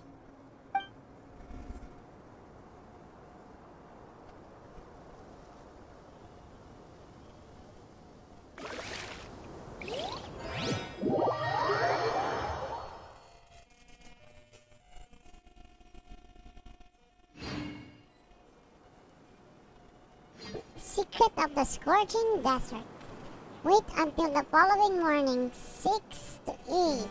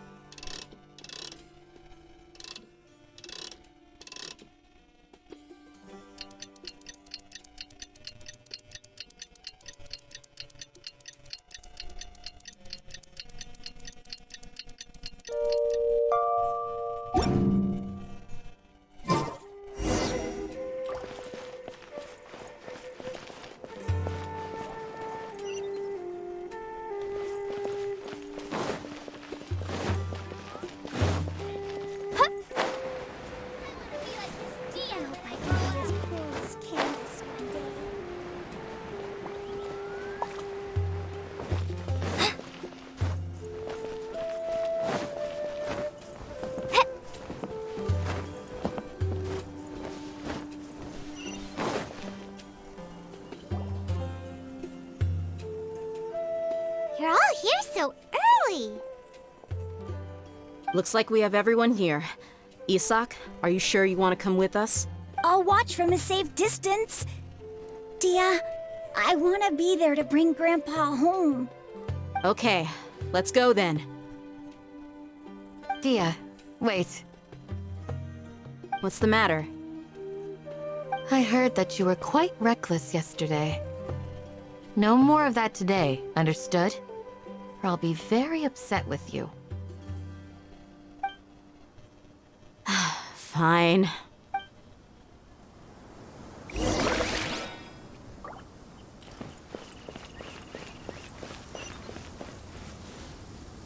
Where are we going? Oh my goodness.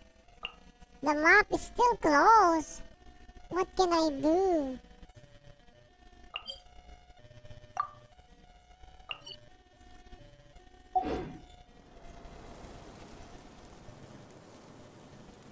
According to today's Forest Patrol route map, we need to head here first, then make our way over to there?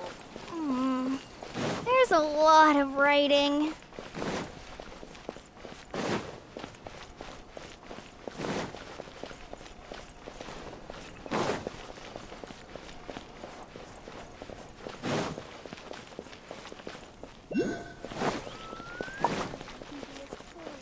No, we've been here. No.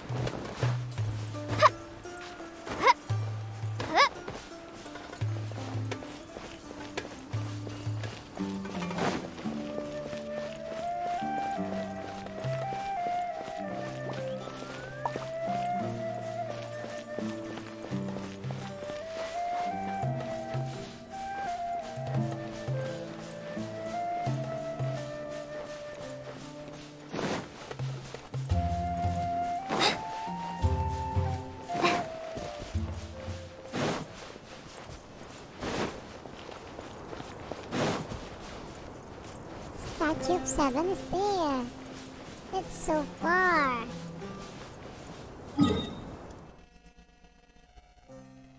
Very far. But then we need to proceed.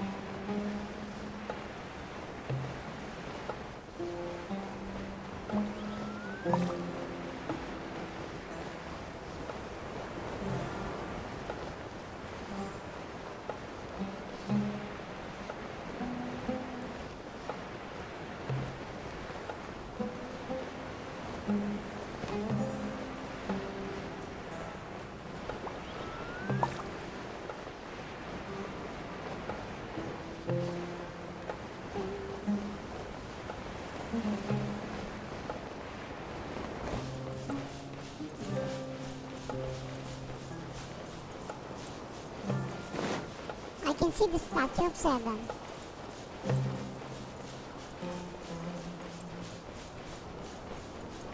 We should go there and save first.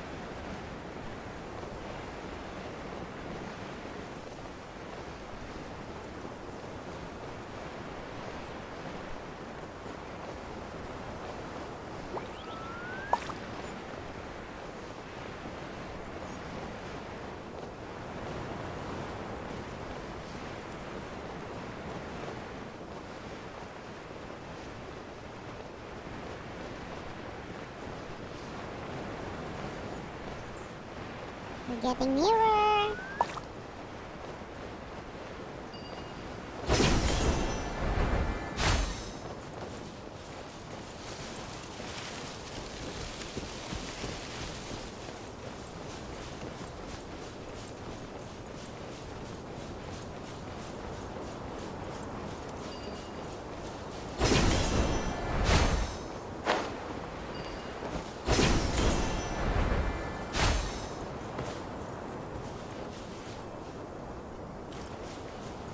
That's close enough.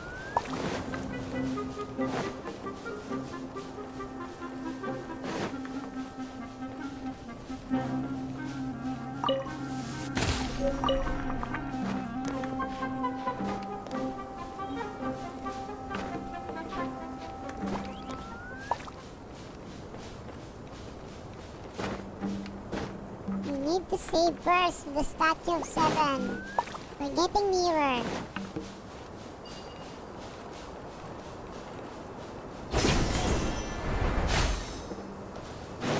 Here it is! You can open the mouth. It's actually here.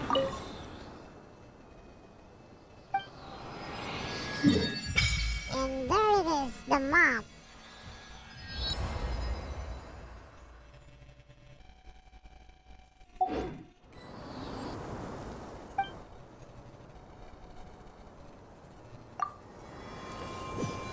Let's change.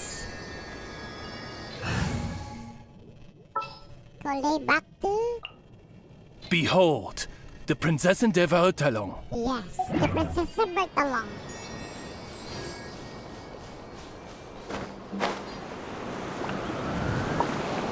Ah, there it is. Nice.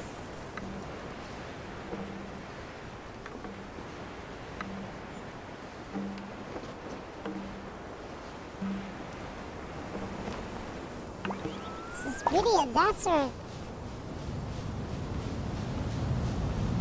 See the pyramid? Wow. It's a huge pyramid. Oh my goodness.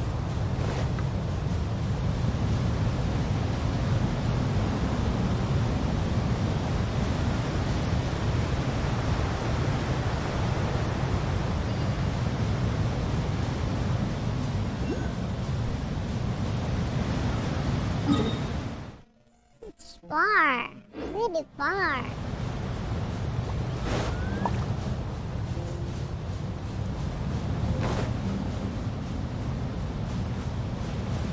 Look, this huge, very huge pyramid.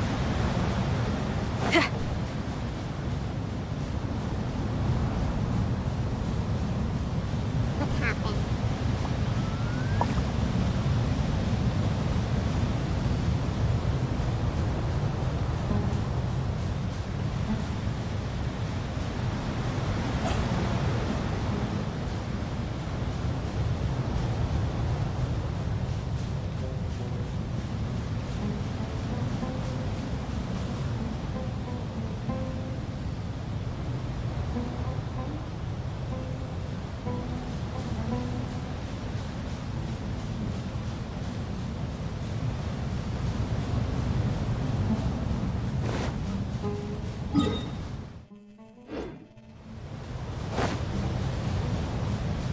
Are we there yet? No.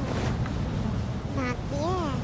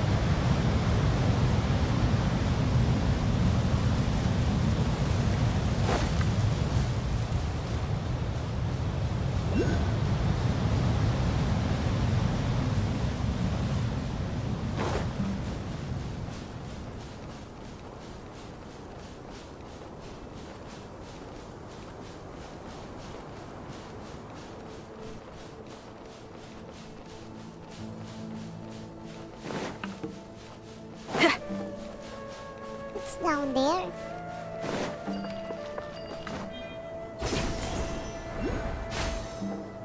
There it is.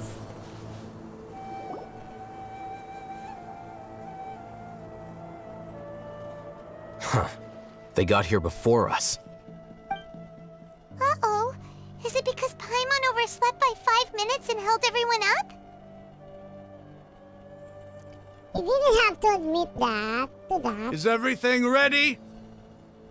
Absolutely. Although, you brought fewer people than I imagined. Bring him over.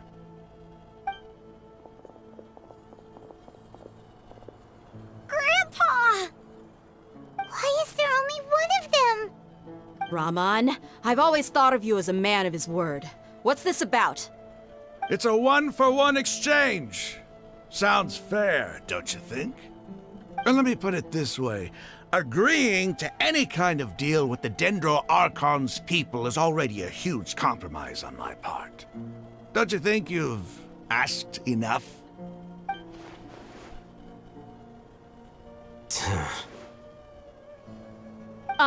You stay right there!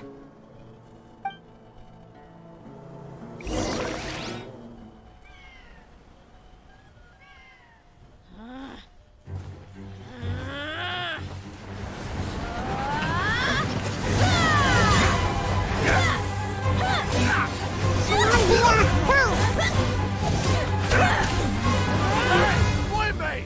What do you think you're doing? Grandpa! Don't you see this blade here? You coward! Why are your hands shaking? Wait a second! It's a earthquake!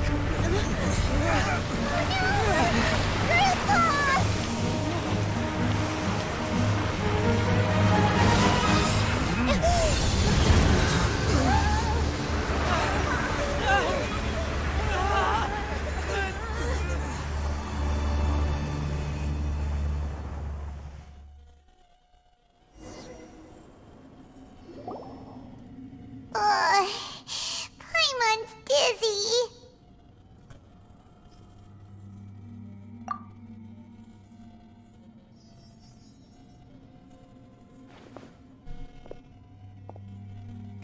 Is everyone okay? I hope everyone is okay.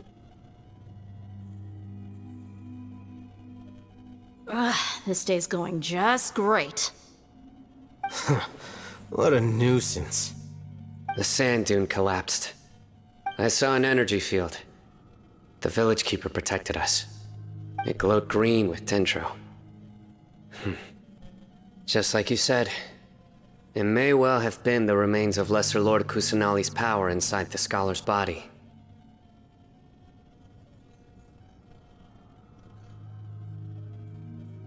No doubt. You finally believe me. The Dendro Archon. The present one. Grandpa? Grandpa? Oh no. He's getting confused again. Hey, look around you. Did there used to be a temple here?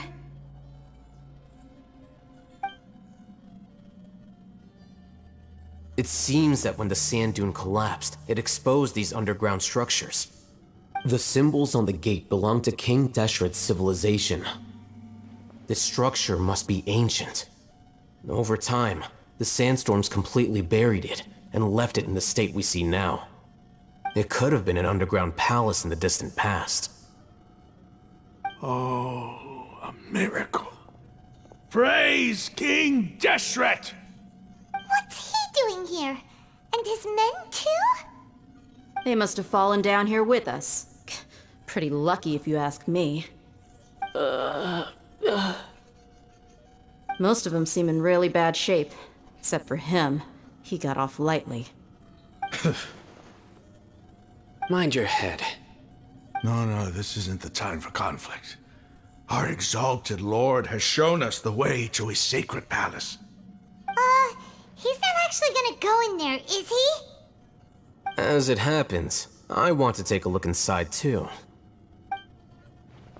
What are you doing? Don't you think it's curious? 1 minute, Lesser Lord Kusanali's power protects us from harm, and the next, remnants of King Deshret's civilization appear. 2 major deities are vying to showcase their power to us. It would be a shame not to witness them both. Paimon thought you weren't interested in gods. Indeed. In my view, gods are just a higher form of living being, or creature, you could say. New discoveries are always worth investigating. Whether they have anything to do with gods is neither here nor there. Raman, what are you gonna do about your men? I'll just let them lay here. King Deshret will take care of his people. Right now, I'm going inside.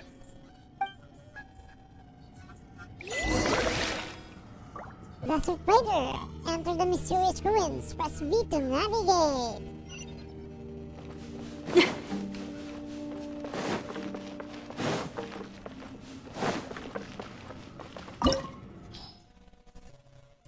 The mysterious ruins. Let's start. We need to have at least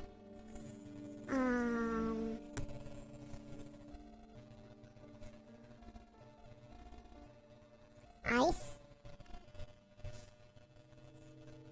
Okay, let's have some ice.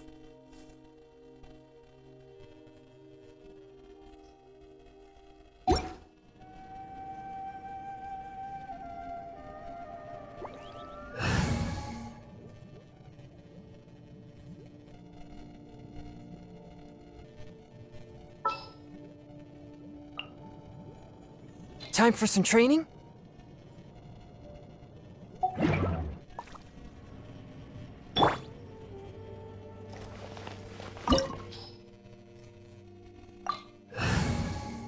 Let's start.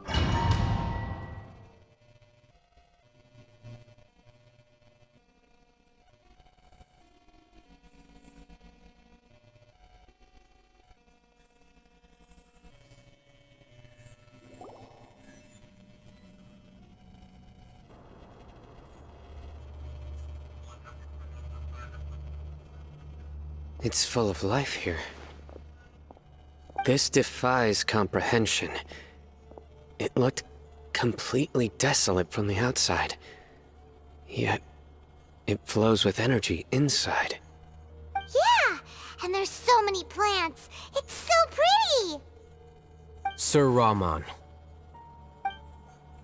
Huh? Me? Do you see another Raman here? Are you mocking me? What do you mean, sir? Interpret it however you want, but there's something I'd like to draw your attention to. While this structure is clearly left over from King Deshret's civilization, the energy that flows in here is that of the Dendro Archon.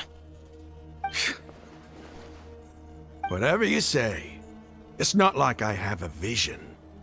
There's nothing to be angry about. Think of this as an academic journey. It does seem kinda strange. If that's true, then we might have to explore this whole area to find an explanation.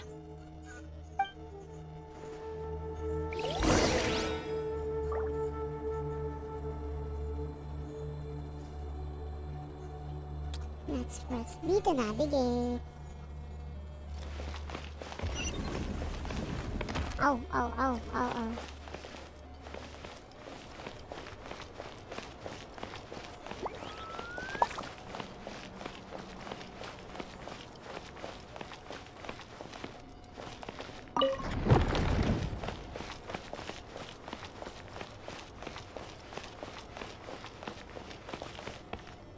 What's this?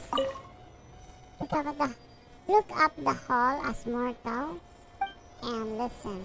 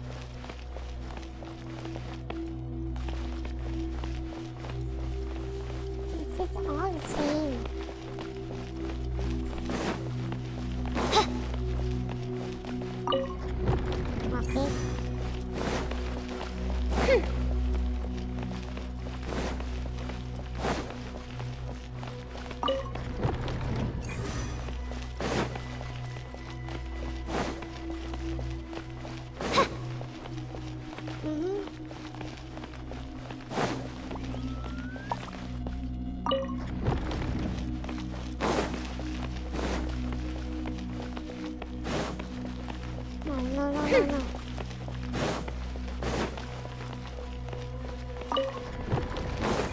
Yes.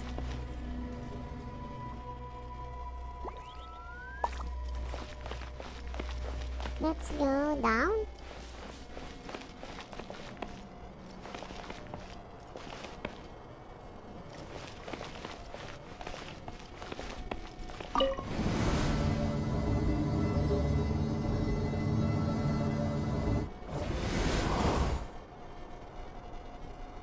It's the second floor.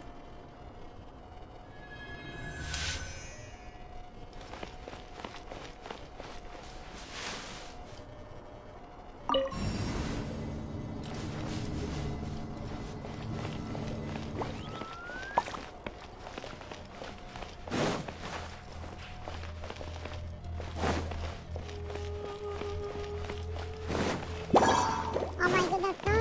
Oz, reveal thyself! Forth, my blade! Ha! Da! Ha! Yeah! Yeah! Ha! Da! Da! Da! Yeah! Yeah! Yeah! Yeah! Da! Da! Electro. I summon thee!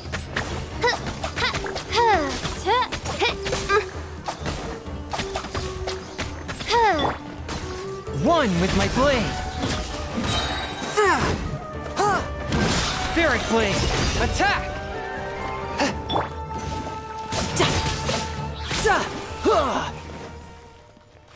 No more. Who's next?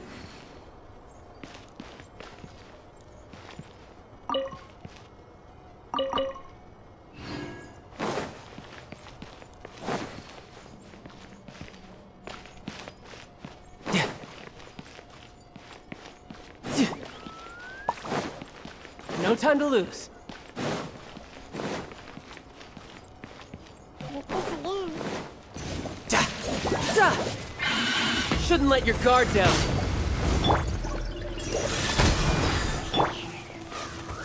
Shadow Raven, let night fall! No rest for the wicked.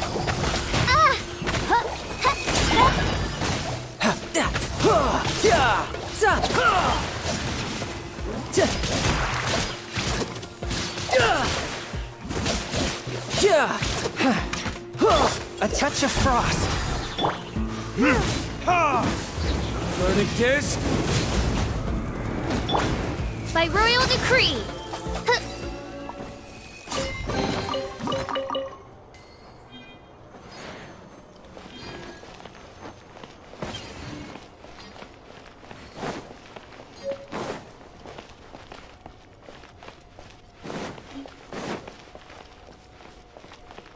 It's right down there. It's down there.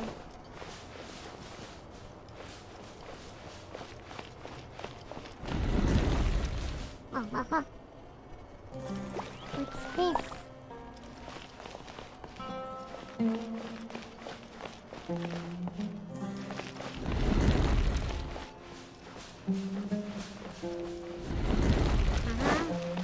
Oh no.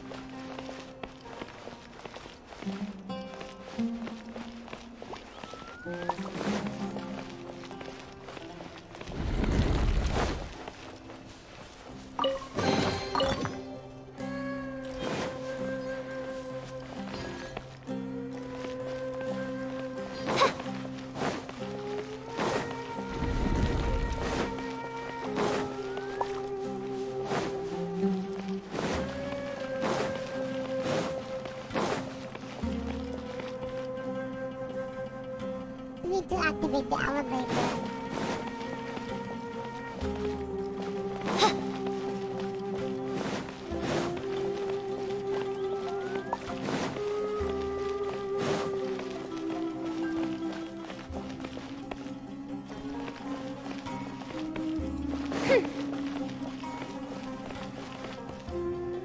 Where's the elevator switch? There?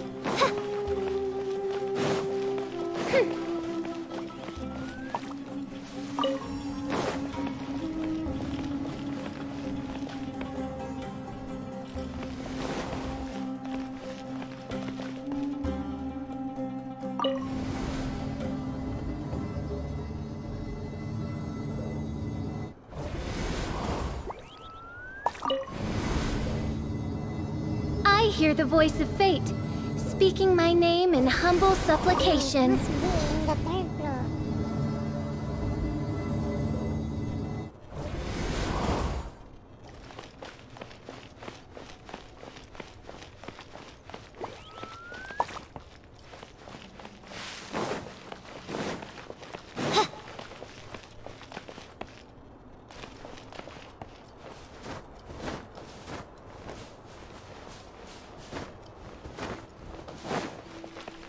There. No.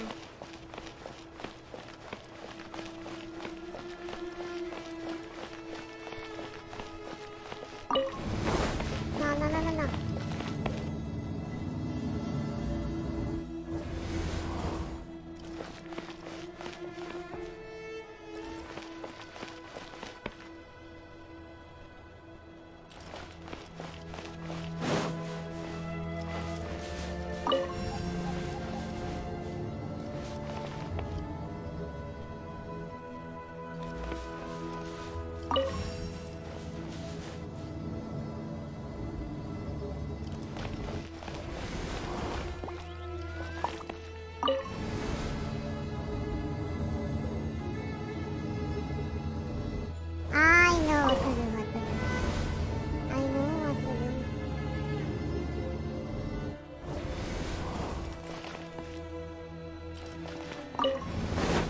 It doesn't it's not allowing me to go out.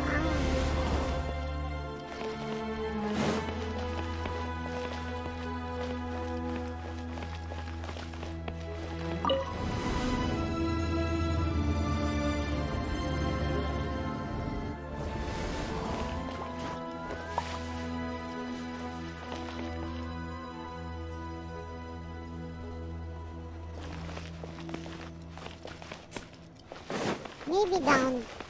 Is there a switch here?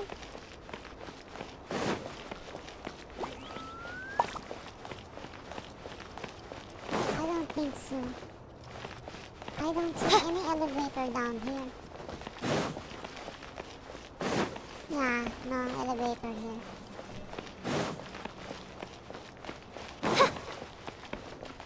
What's this?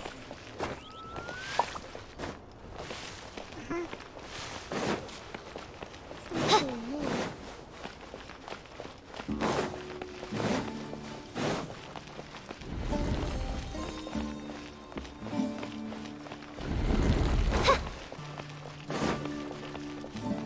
No, there's no one.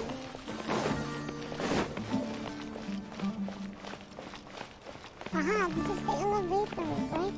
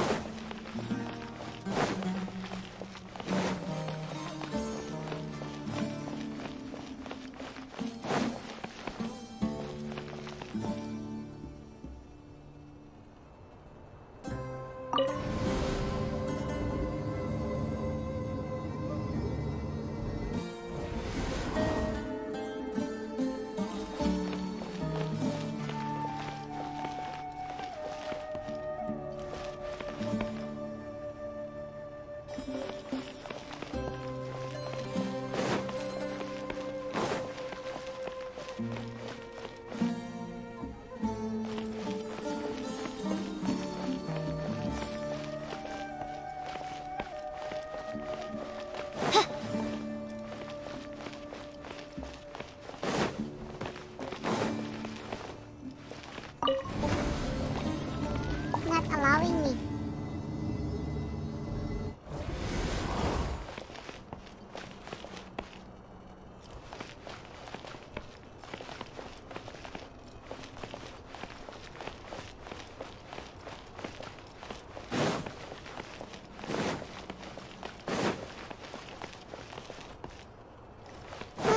The switch.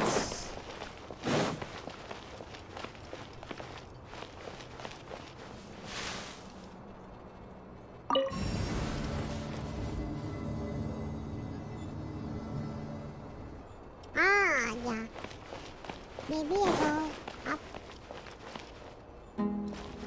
or down.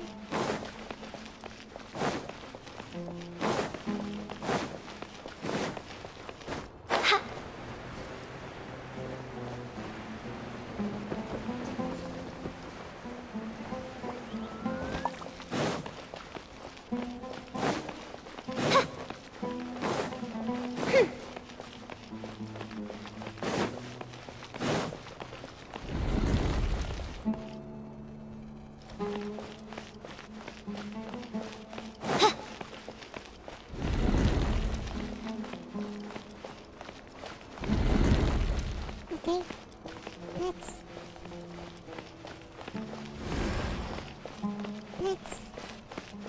There. Aha! This is the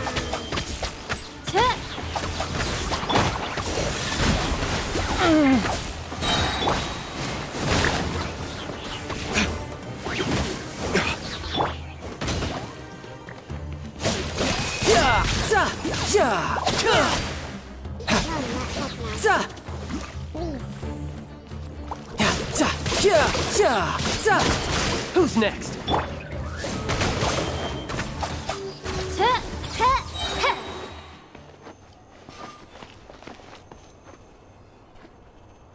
There he goes.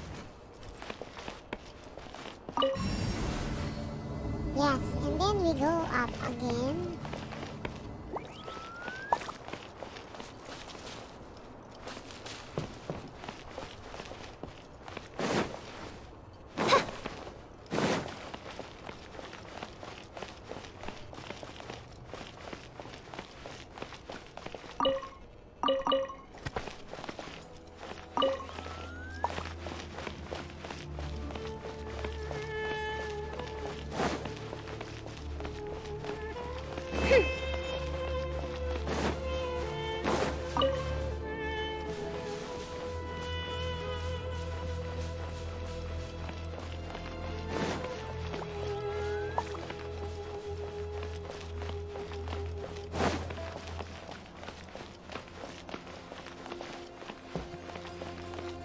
No, what now?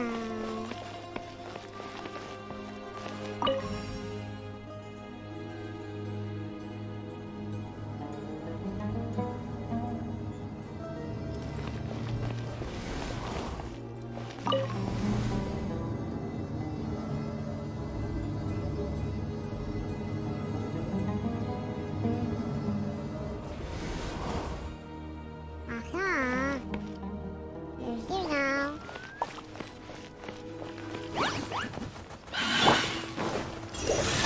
From whence you came? Oz, reveal thyself! As you wish, main Fräulein. Time for retribution! Yeah, brace yourself. This is gonna hurt. Yeah, yeah.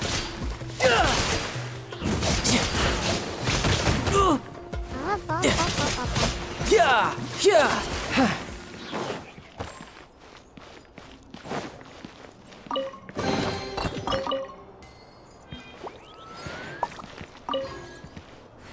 So what now? Is this the door? So what's this? After 6 days infiltrating the temple, I finally understand the preach parlor. The elevator will descend to the ground. Get... Ay, teka.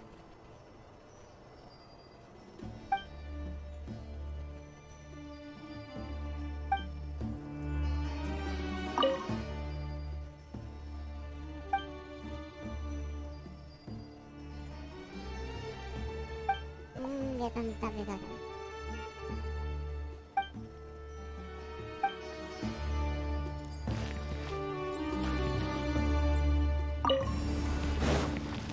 Ouch!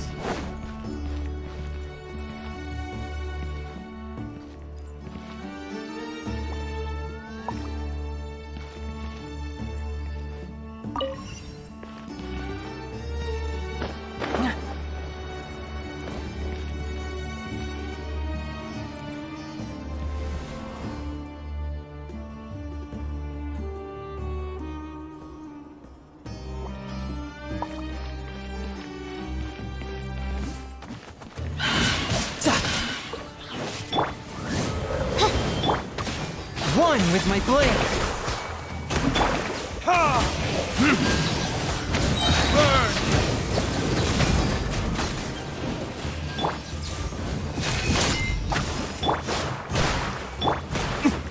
Ha!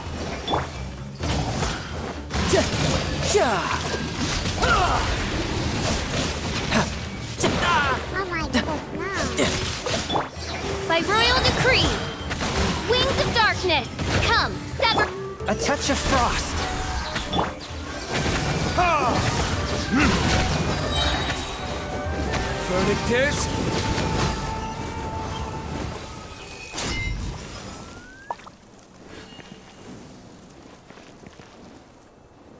So, 1, turn up. Turn up. Start up.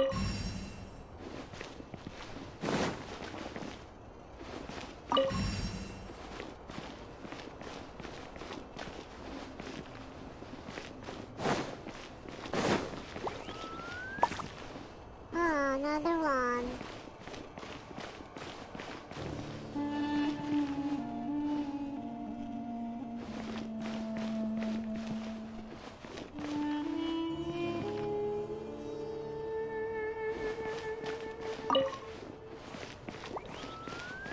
Why?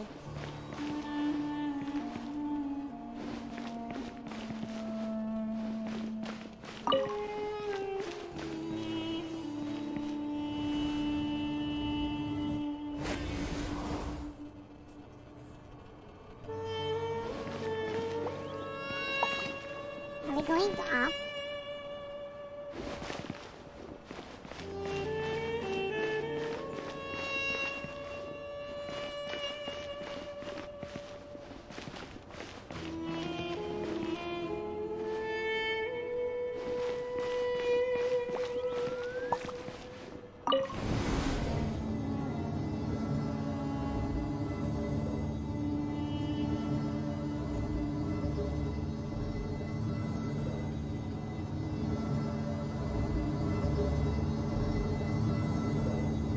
Now that's a sight to see. Wow. King Deshret's splendor surrounds us. There's so much vegetation here. It's different than what I expected. Sure are a lot of plants for a desert. That's what I call divine providence of King Deshret.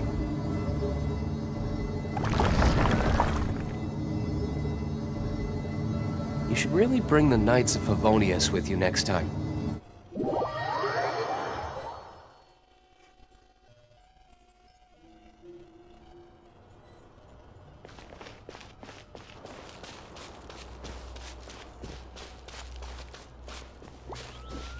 It's getting brighter.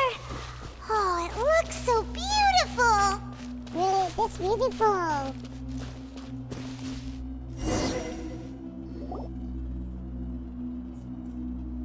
Wait. What's that?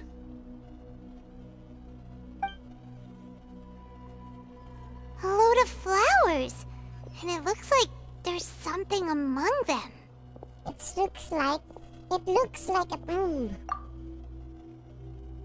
These are King Deshret runes. They left something behind. Yes. It's an elegy written in an ancient script. What does it say? Here lies our faithful priest Kasala. His wisdom is a miracle among the people, deserving of high praise and admiration. You can read ancient King Deshret script? Of course. Every student needs to master at least 20 languages before they graduate. He's not serious, right? There's still something off about this place. The elemental energy here is too concentrated. The scent of life. Is it trying to tell us something? Is this it? Analyzing.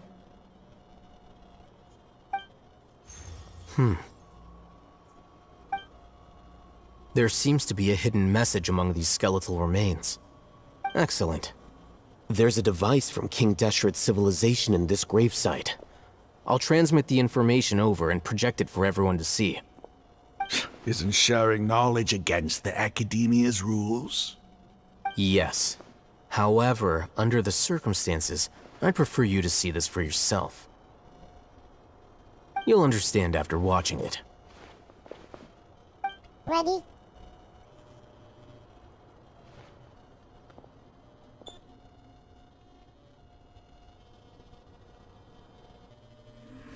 Civilization is born of knowledge, but so too can knowledge be its demise. A disaster caught us unaware. It was knowledge that did not belong to this world. King Deshret brought this forbidden knowledge into our world, and it quickly spread like a plague. People's minds were filled with crazed whispers. Dark gray scales spread across their bodies. Even the land was stripped of its vigor. Only a desperate, deathly silence remained. Were it not for greater Lord Rukkhadevata from the forests, the damage would have been irreversible. She summoned the priests to build temples and infused into them the divine power of life. The disaster was miraculously tempered, and the embers of our civilization were preserved in Aru village.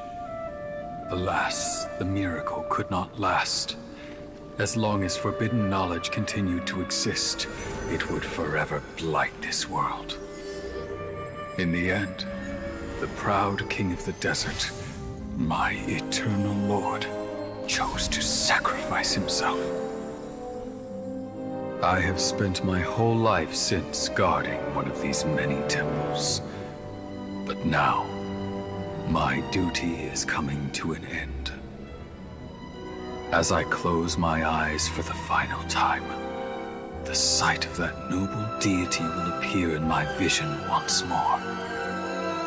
In helping King Deshret to eradicate forbidden knowledge, she exhausted her strength, and her form became that of a small child. How strange. Now that I think of her, I no longer have any fear of death, for I sense that the spirit of life will abide with me during my eternal sleep. Children of the desert, cling no longer to past grievances, but hold tight to the memory of this act of benevolence. What was that? The priest's memories. No, impossible. Greater Lord Rukkhadevata. So the former Dendro Archon and King Deshret were never enemies at all. But this doesn't make any sense. The Dendro Archon's followers, they're clearly... Was that the former Dendro Archon? She became so tiny in the end.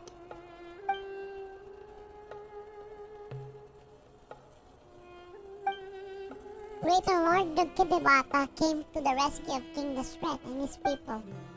Two deities follow have descended each time, completely unaware that the gods stuck by each other. You might be distrustful of the Akasha, but there's no reason for you to doubt King Deshret's technology. You've just witnessed his priest's last words. I've never heard about any of this before. The surviving followers of King Deshret all gathered in Aru village. Our god did not make mistakes. We refuse to believe any of the rumors. King Deshret's death, the all but total annihilation of our civilization, it was all Greater Lord Rukkhadevata's doing. We saw her as nothing more than a traitor, who stabbed us in the back in our moment of crisis. Just like us humans, fighting, feuding, double-crossing each other to survive in the desert. You were blinded by your prejudice.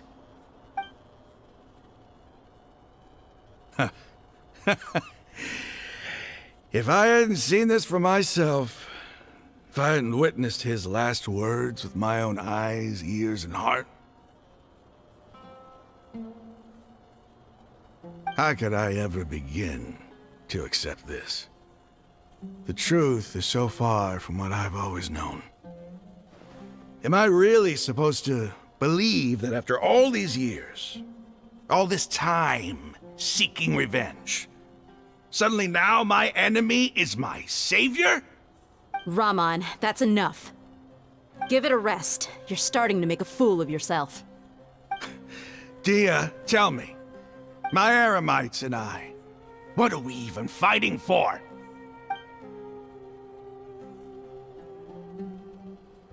Rama's reaction is nothing strange. It's the ending, believe me. Hey, how you doing? I'll live. Thanks. I should probably go. Can't just stay here forever. What's your next move gonna be? Oh, I know what you're going to ask. I feel deeply ashamed of everything I've done. You'll get everything you're asking for. But please, give me some time. After everything that's happened here today, somehow I need to explain it to the others. It's not gonna be easy. Well, I guess that's for me to deal with. Dia, this is where our camp's located. Make a note of it.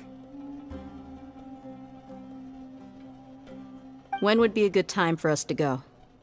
Tomorrow, I'll convince everyone that we're all on the same side. And I'll return every last one of your your village keepers. We'll share our other resources with you too.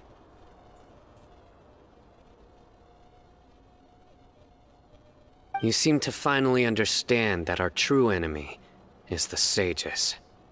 Yes. The gods never gave up on anyone. It's the people responsible for all this that need to face the consequences of their actions. That must have been rough.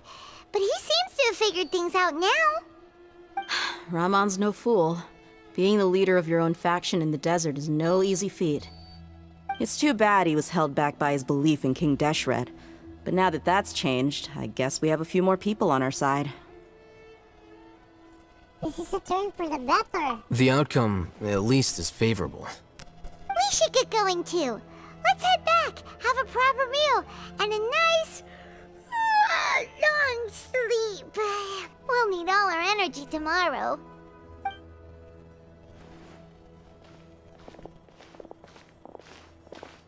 We're leaving!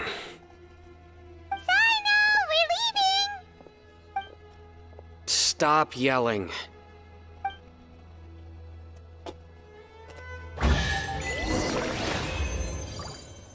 Challenge completed.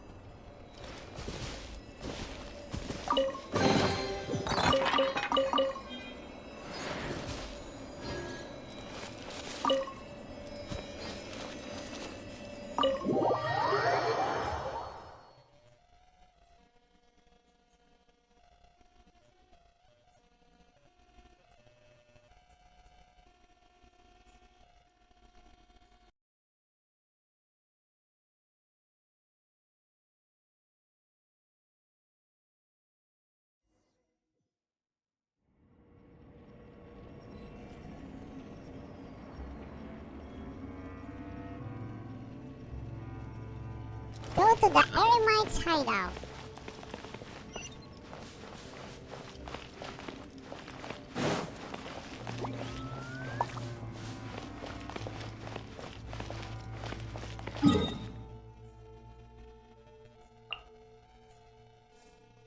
Oh no, we need to unlock again.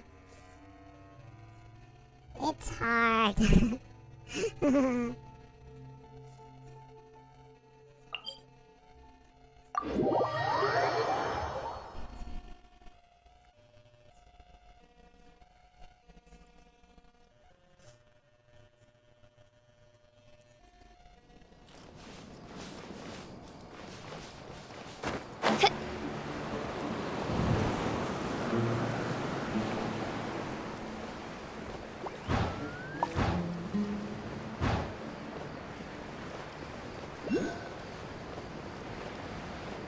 we supposed to go?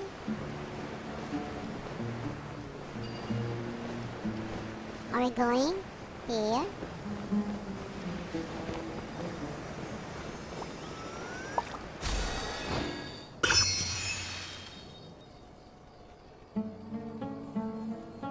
Where is it?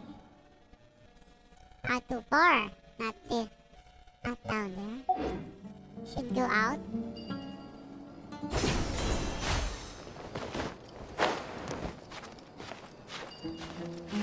No, no, no, no, no.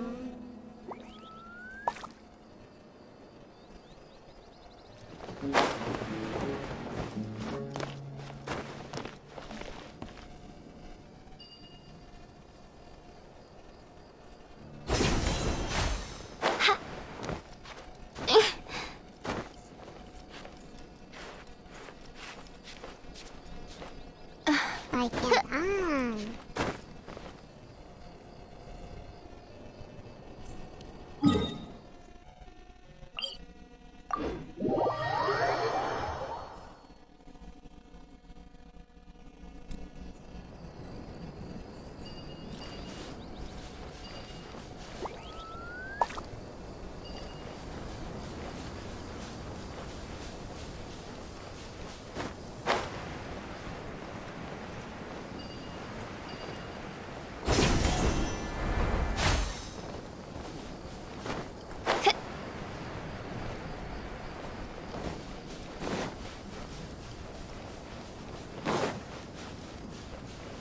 So I think we should go in to a long process manually.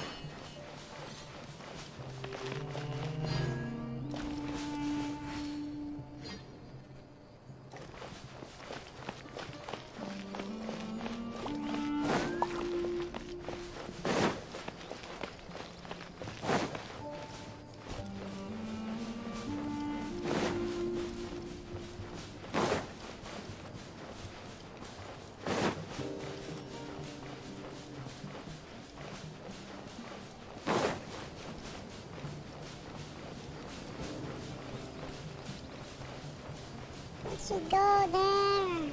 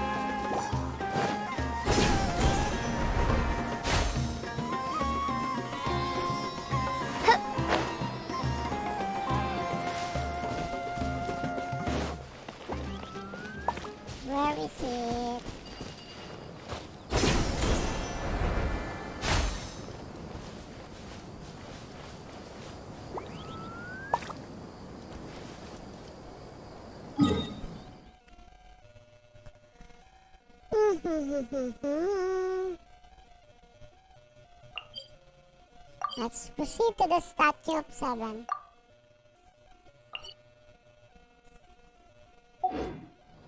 I created another universe.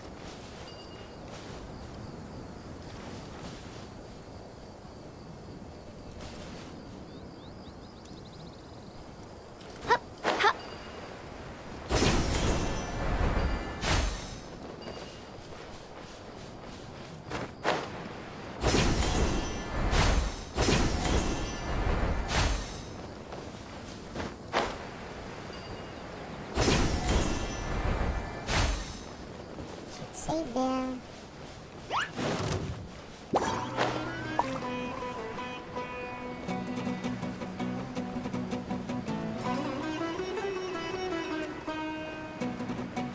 We need to go to the Statue of the 7.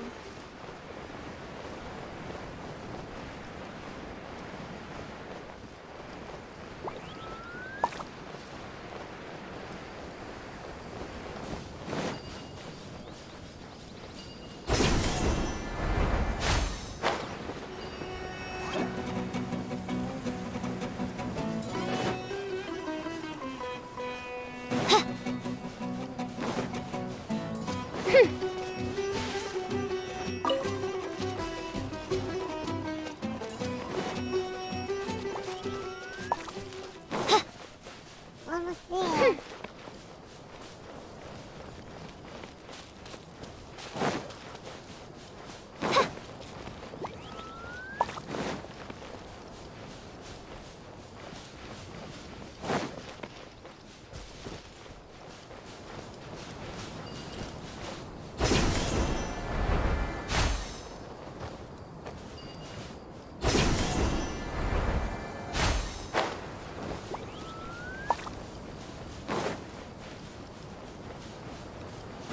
Oh, the Statue of the 7 is down there.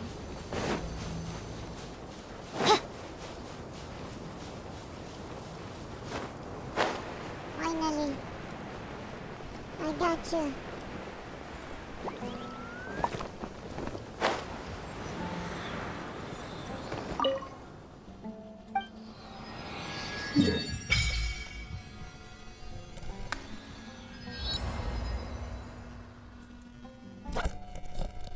Okay guys, we will continue our... Oh, by the way, wait.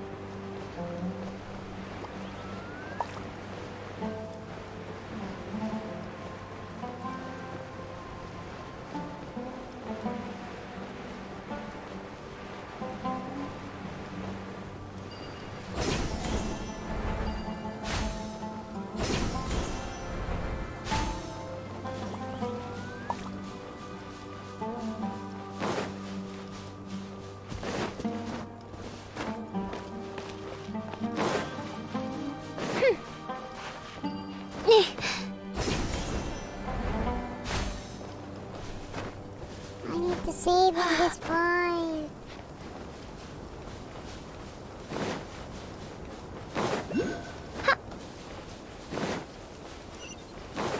It's here.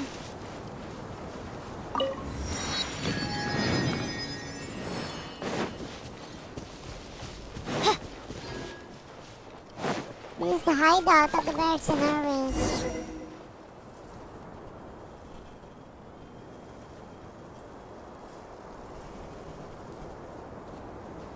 Raman, we're here. Everything's been arranged. Someone will bring the village keepers back to Aru village shortly. I guess all I can say now is thanks for agreeing to help.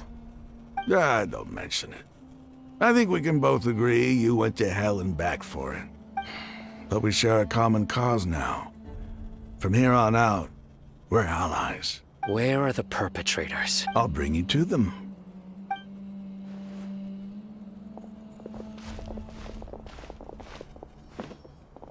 So these are the people who kidnapped the village keepers. Oh no, it's the scribe!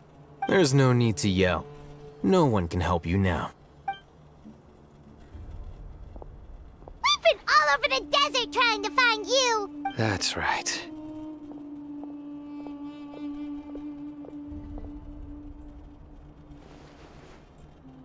General Mahamatra? No, no!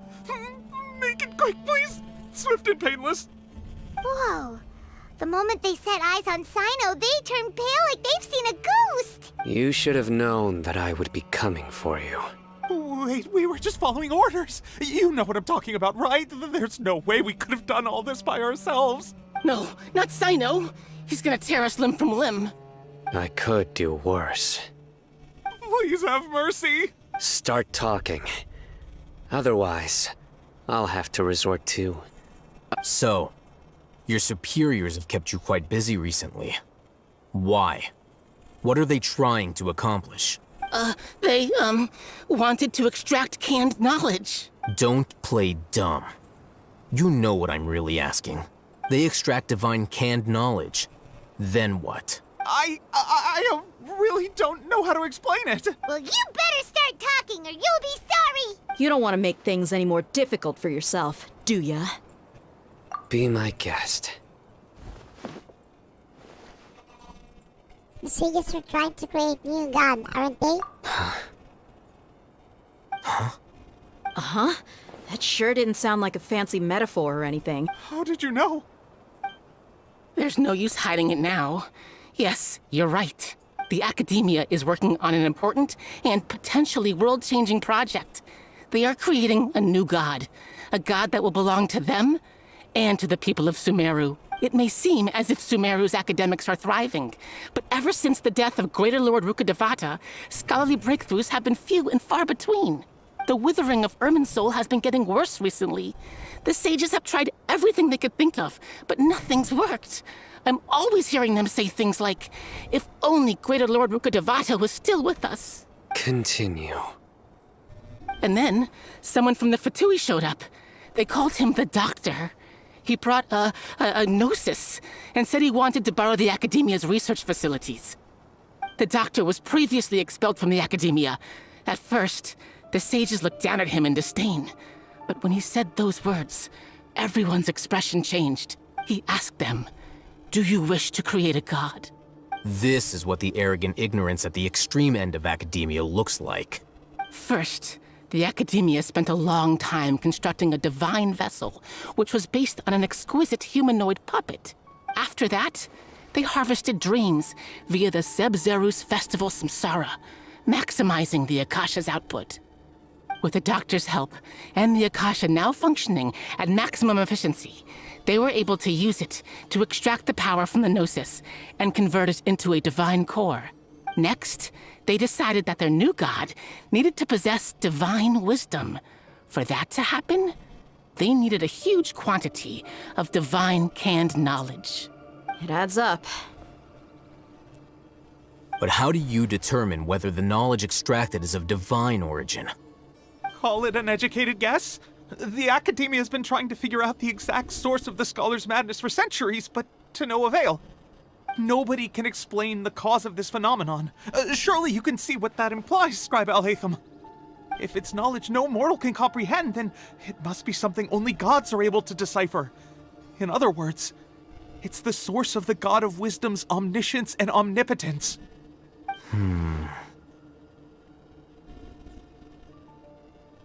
But the sages and product won't be greater Lord Rukkhadevata. You must have noticed by now. The Academia doesn't care about who their god is. It's the ability to exercise control over knowledge and wisdom that matters. It is as if they are cursed with a desire for omniscience and omnipotence that burns in their blood. Some organisms demonstrate phototaxis, and thus orient their entire lives in respect to sources of light. For the sages, their only source of hope is the existence of a deity who embodies the acme of wisdom. This is but a form of phototaxis. For many scholars, the absence of a god of wisdom means stumbling in the darkness for the duration of their lives. Then what does Lesser Lord Kusanali mean to you? Is she not a true god present in this world? If you already have a new god, why try to create another one? From the beginning, the Academia has never treated her as a god. When the Academia first discovered Lesser Lord Kusanali, the newborn god of wisdom, the sages hoped that she would be as wise as Greater Lord Rukkhadevata. But upon evaluation, they found that at the time she possessed no more intelligence than any ordinary human child. The sages never had a ruder awakening. This forced them to accept that Greater Lord Rukkhadevata had indeed passed away. Not to mention that Lesser Lord Kusanali's gnosis had been used to power the Akasha this entire time. By herself, she has neither an Archon's raw power, nor the spectacular insight expected of a god of wisdom. Slowly but surely, people began to forget about her existence. So, this is the path the sages have chosen.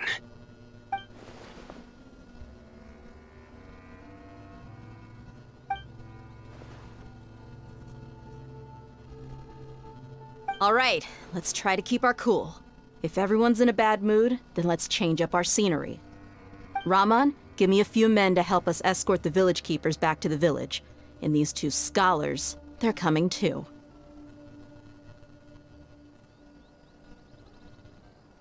Sure, as you wish.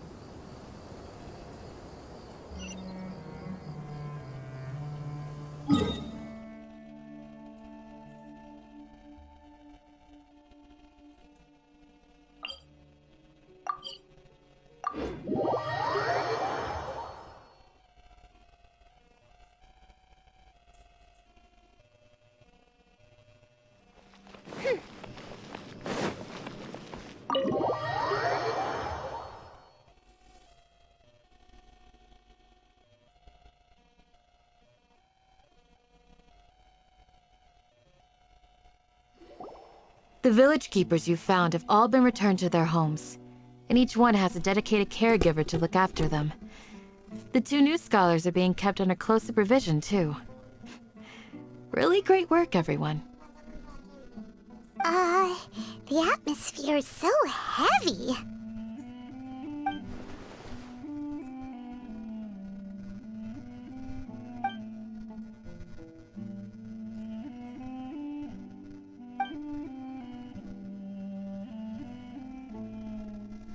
Hey! Say something! Stop spacing out! Come on, is there nothing left to talk about? In that case, let's all get some water and try to think about something else. Or I can go fetch some snacks. Oh! Paimon's so coming with you! Do you have any plans, Traveler? Gods above, you're not talking about work, are you?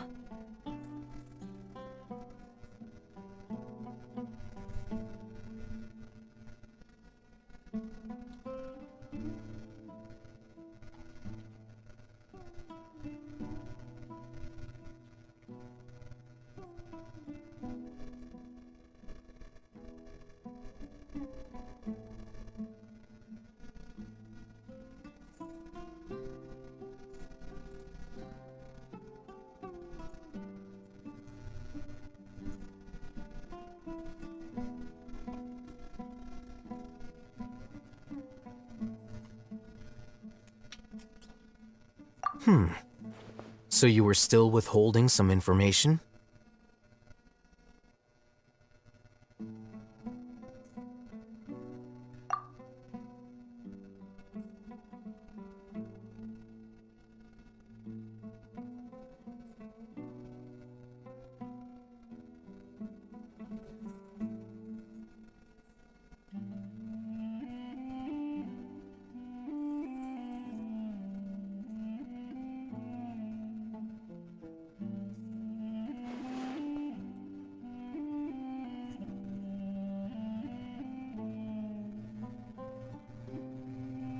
Even though we lived through all of this firsthand, it still feels super surreal to hear you talk about it again. What a whirlwind of a story. I felt like I was holding my breath the whole time. It seems like there will be more issues to face in the days ahead than I had anticipated. Still, now's a good time to make our next move. Now that Ramon's joined us, we'll be an even stronger team. It's time to make a plan. Indeed. These events are a flagrant transgression of the rules in every sense. We cannot allow it to continue. So, everyone, are we on the same page? Crush the sages and rescue our god. That is our ultimate goal. Well, let's brainstorm a little more about what other resources we can draw on. The next time we gather here, we must have a solid plan. Yep, it'll work out for sure.